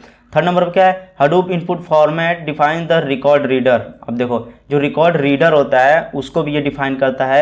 It is responsible for reading actual records from the input file. जो भी हम इनपुट फाइल दे रहे होते हैं, ठीक है, जो भी इनपुट फाइल हम प्रोसेस के लिए दे रहे होते हैं तो रीडिंग के लिए भी रिस्पॉन्सिबल होता है, यानी उसको रीड करना पड़ेगा ना उसमें क्या चीज़ें क्या नहीं है, तो इसके लिए भी यही रिस्पॉन्सिबल होता है। सभी चीज़ें इनपुट फॉर्मेट के क्लास के अंदर ही होती हैं। आई होप कि ये सभी चीज़ें आपको समझ में आई होंगी। तो अब चलते हैं नेक्स्ट स्लाइड पे और यहाँ पे देखते हैं कि टाइप्स ऑफ इनपुट फॉर्मेट, कि अब इनपुट फॉर्मेट के टाइप्स क्या क्या हैं। ठीक, तो सबसे पहले नंबर पे क्या है, फाइल इनपुट फॉर्मेट। तो when we start a map reduce job execution, देखो जब हम मैप रेड्यूस के जॉब एग्जीक्यूशन को स्टार्ट करते हैं तो उसके बाद क्या होता है, file input format provides a path containing files to read. तो हमें ये एक पाथ प्रोवाइड कर देता है, जो फाइल इनपुट फॉर्मेट जो क्लास है ना ये हमें एक पाथ प्रोवाइड कर देता है जिसकी मदद से हम फाइल्स को रीड कर पाते हैं। ठीक, this input format will read all files. ठीक, वही मैंने अभी जो बताया। Then it divides these files into one और मोर इनपुट स्प्लिट्स। तो ये क्या करता है, इन सभी फाइल्स को डिवाइड कर देता है या एक से अधिक इनपुट स्प्लिट्स में, ठीक है। उसके बाद देखो सेकेंड नंबर क्या है, टेक्स्ट इनपुट फॉर्मेट। ये क्लास क्या करता है, it is the default input format, it performs no parsing. ये पार्सिंग वगैरह नहीं परफॉर्म करता है। It is useful for unformatted data और line based record like log files. ये आपका जानते हैं हेल्पफुल यूजफुल कहाँ पे होता है, जब आपके पास अनफॉर्मेटेड डेटा होते हैं या फिर जो आपका डेटा होता है लाइन बेस्ड रिकॉर्ड होता है, ठीक है, जैसे कि लॉग फाइल्स वगैरह में जो आपका डेटा होता है उसके लिए यह काफ़ी यूजफुल होता है। थर्ड नंबर पे क्या है, की वैल्यू टेक्स्ट इनपुट फॉर्मेट।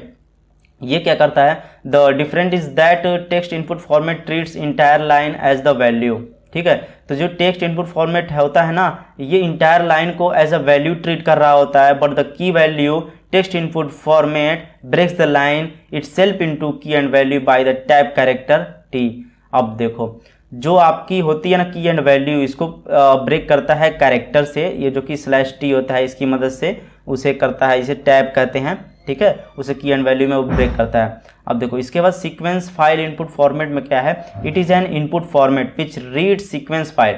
जो भी सीक्वेंस फाइल होती है ना, हमने हडूप में बात किया था ना, कुछ फाइल्स टाइप्स की होती हैं, फॉर्मेट वगैरह बात किया था, तो वहीं से ये सीक्वेंस फाइल आया है। तो सीक्वेंस फाइल्स वगैरह को जो भी रीड करना होता है करता है। Sequence files are binary file. जो सीक्वेंस फाइल होती है ना बाइनरी फाइल्स, यानी कि 0 के फॉर्म में जो भी डेटा होता है वो सभी चीज़ें स्टोर होती हैं। This files are store sequence of binary key value pair, ठीक है। अब उसके बाद देखो लास्ट में क्या है, डीबी इनपुट फॉर्मेट। तो डीबी इनपुट फॉर्मेट क्या है, this input format reads data from A relational database using JDBC. तो ये काम क्या करता है, डीबी का मतलब क्या है, डेटाबेस। आपको पता चल गया होगा कि ये काम क्या करता है, रिलेशनल डेटाबेस से आपके डेटा को रीड करता है यूजिंग जेडीबीसी, ठीक है। जेडीबीसी की मदद से आपका जो भी रिलेशनल डेटाबेस से होता है सभी चीज़ों को रीड करता है। ये नीचे कुछ और भी टाइप्स हैं, जैसे कि sequence file as text input format ये है, फिर sequence file as binary input format एक ये भी है, एक एन लाइन इनपुट फॉर्मेट ये भी एक है। तो जो भी इंपॉर्टेंट था उसके बारे में मैंने यहाँ पे आपको बता दिया। आई होप कि आपको चीज़ें समझ में आ गई होंगी, ठीक है। अब चलते हैं नेक्स्ट स्लाइड पे और देखते हैं कि इसके बाद क्या है, आउटपुट फॉर्मेट्स है। तो आउटपुट फॉर्मेट्स भी बहुत ही इंपॉर्टेंट, दो ही इंपॉर्टेंट है ना इसमें, एक इनपुट फॉर्मेट एक आउटपुट फॉर्मेट्स, ठीक है। तो चलिए इसे देखते हैं। तो आउटपुट फॉर्मेट को समझने से पहले मैं एक पेन टूल ले लेता हूँ और फिर इसके बाद समझते हैं हडूप रिकॉर्ड राइटर। अब आउटपुट फॉर्मेट को समझने से पहले ना हमें हडूप के रिकॉर्ड राइटर के बारे में थोड़ा समझना पड़ेगा, इसके बाद आपको अच्छे से क्लियर अंडरस्टैंडिंग हो जाएगी। As we know reducer takes as input a set of an intermediate key value pair produce by the mapper. अब देखो हम लोग को पता है ना कि रिड्यूसर क्या करता है, रिड्यूसर का काम क्या करता है कि वो इनपुट लेता है, इनपुट में क्या लेता है, set of intermediate key value pairs, जो कि आ रहा होता है मैपर से। पहले मैपिंग वगैरह होती है ना, फिर उसके बाद आपकी रिड्यूसिंग वगैरह होती है। तो यही क्या करता है कि आपका जो रिड्यूसर होता है ना वो इंटरमीडिएट की वैल्यू को लेता है जो कि प्रोड्यूस हुआ रहता है मैपर से, and run a reducer function, ठीक है। उसके बाद रिड्यूसर जो फंक्शन होता है वो आपका रन होता है on them to generate output that is again 0 और मोर की वैल्यू पेयर्स। उसके बाद ये आपका आउटपुट जनरेट कर देता है। Record writer writes these output key value pairs from the reduce phase to output files, ठीक। उसके बाद देखो, अब देखो हडूप आउटपुट फॉर्मेट की अब बात करते हैं हम, ठीक है। तो as we saw above, Hadoop record writer takes output data from reducer and write this data to output files. तो हमने ऊपर देखा कि जो हडूप रिकॉर्ड राइटर है तो ये output takes output data from reducer, यानी कि जो आउटपुट डेटा रिड्यूसर से ही आता है ना, रिड्यूसर ही आउटपुट जनरेट करता है, तो वहाँ से डेटा को लेता है और उसे राइट करता है आउटपुट फाइल्स में, ठीक है। The way these output key value pairs are written in the output files by record writer is determined by the output format, ठीक है। यही तरीका है, ठीक है। इसी तरीके से हम लोग जो आपकी आउटपुट की वैल्यू पेयर्स होती है वो आउटपुट फाइल्स में आपका लिखा जाता है रिकॉर्ड राइटर की मदद से, ठीक। अब उसके बाद देखो ये पहले नंबर पे क्या है, file output format dot set output path. ये क्या है, method is use to set the output directory. ये एक मेथड है जिसका यूज किया जाता है आउटपुट डायरेक्टरी को सेट करने के लिए। Every reducer right a separate file in a common output directory. जो भी रिड्यूसर होते हैं ना एक सेपरेट फाइल, ठीक है, वो लिखते हैं एक separate file in a common output library. जो कॉमन आउटपुट लाइब्रेरी में एक सेपरेट फाइल को लिख रहे होते हैं जितने भी रिड्यूसर होते हैं। आई होप कि ये चीज़ें आपको समझ में आ गई होंगी। अब चलते हैं next, type of output format. Types of output formats आपको अच्छे से समझना चाहिए। जैसे इनपुट के है ना, ऐसे इसको भी आपको समझना चाहिए। देखो थ्योरेटिकल है लेकिन एग्जाम के पॉइंट ऑफ व्यू से यार बहुत इंपॉर्टेंट, आपको पढ़ना पड़ेगा इसको, ठीक है, और समझना पड़ेगा, क्योंकि थ्योरेटिकल चीज़ हमें ज़्यादा देर तक नहीं याद आती है। अगर हमारा कॉन्सेप्ट क्लियर तो बहुत जल्दी उसे लिख पाएंगे अपने एग्जाम में बना कर।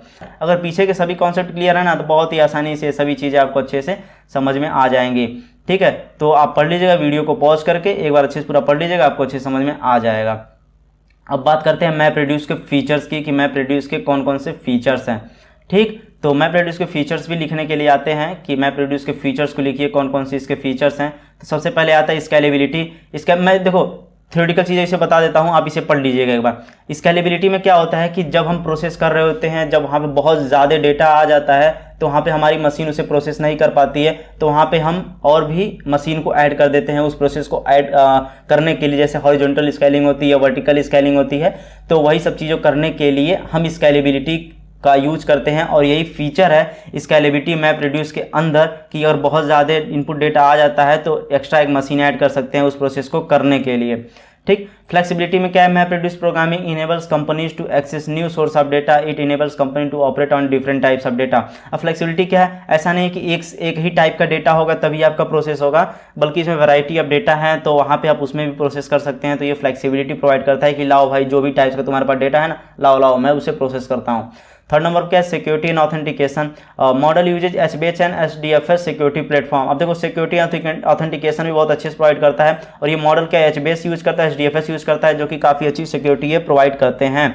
कॉस्ट इफेक्टिव सॉल्यूशन क्या है कि allow the storage and processing of large data sets in a very affordable manner. तो क्या था, पहले एक टाइम में अगर हमारे पास बहुत ज़्यादा डेटा रहता था तो बहुत ज़्यादा पैसा खर्च करते थे। तो ये अगर जब से हडूप आ गया, जब से मैप रेड्यूस आ गया, तो यहाँ पर क्या होने लगा कि लाओ भाई जितना डेटा तुम्हारे पास, जितना बड़ा डेटा है लाओ हम उसे कम कॉस्ट में ही करके दे देंगे, और बहुत ही फास्ट ये प्रोसेस भी करता है, ठीक।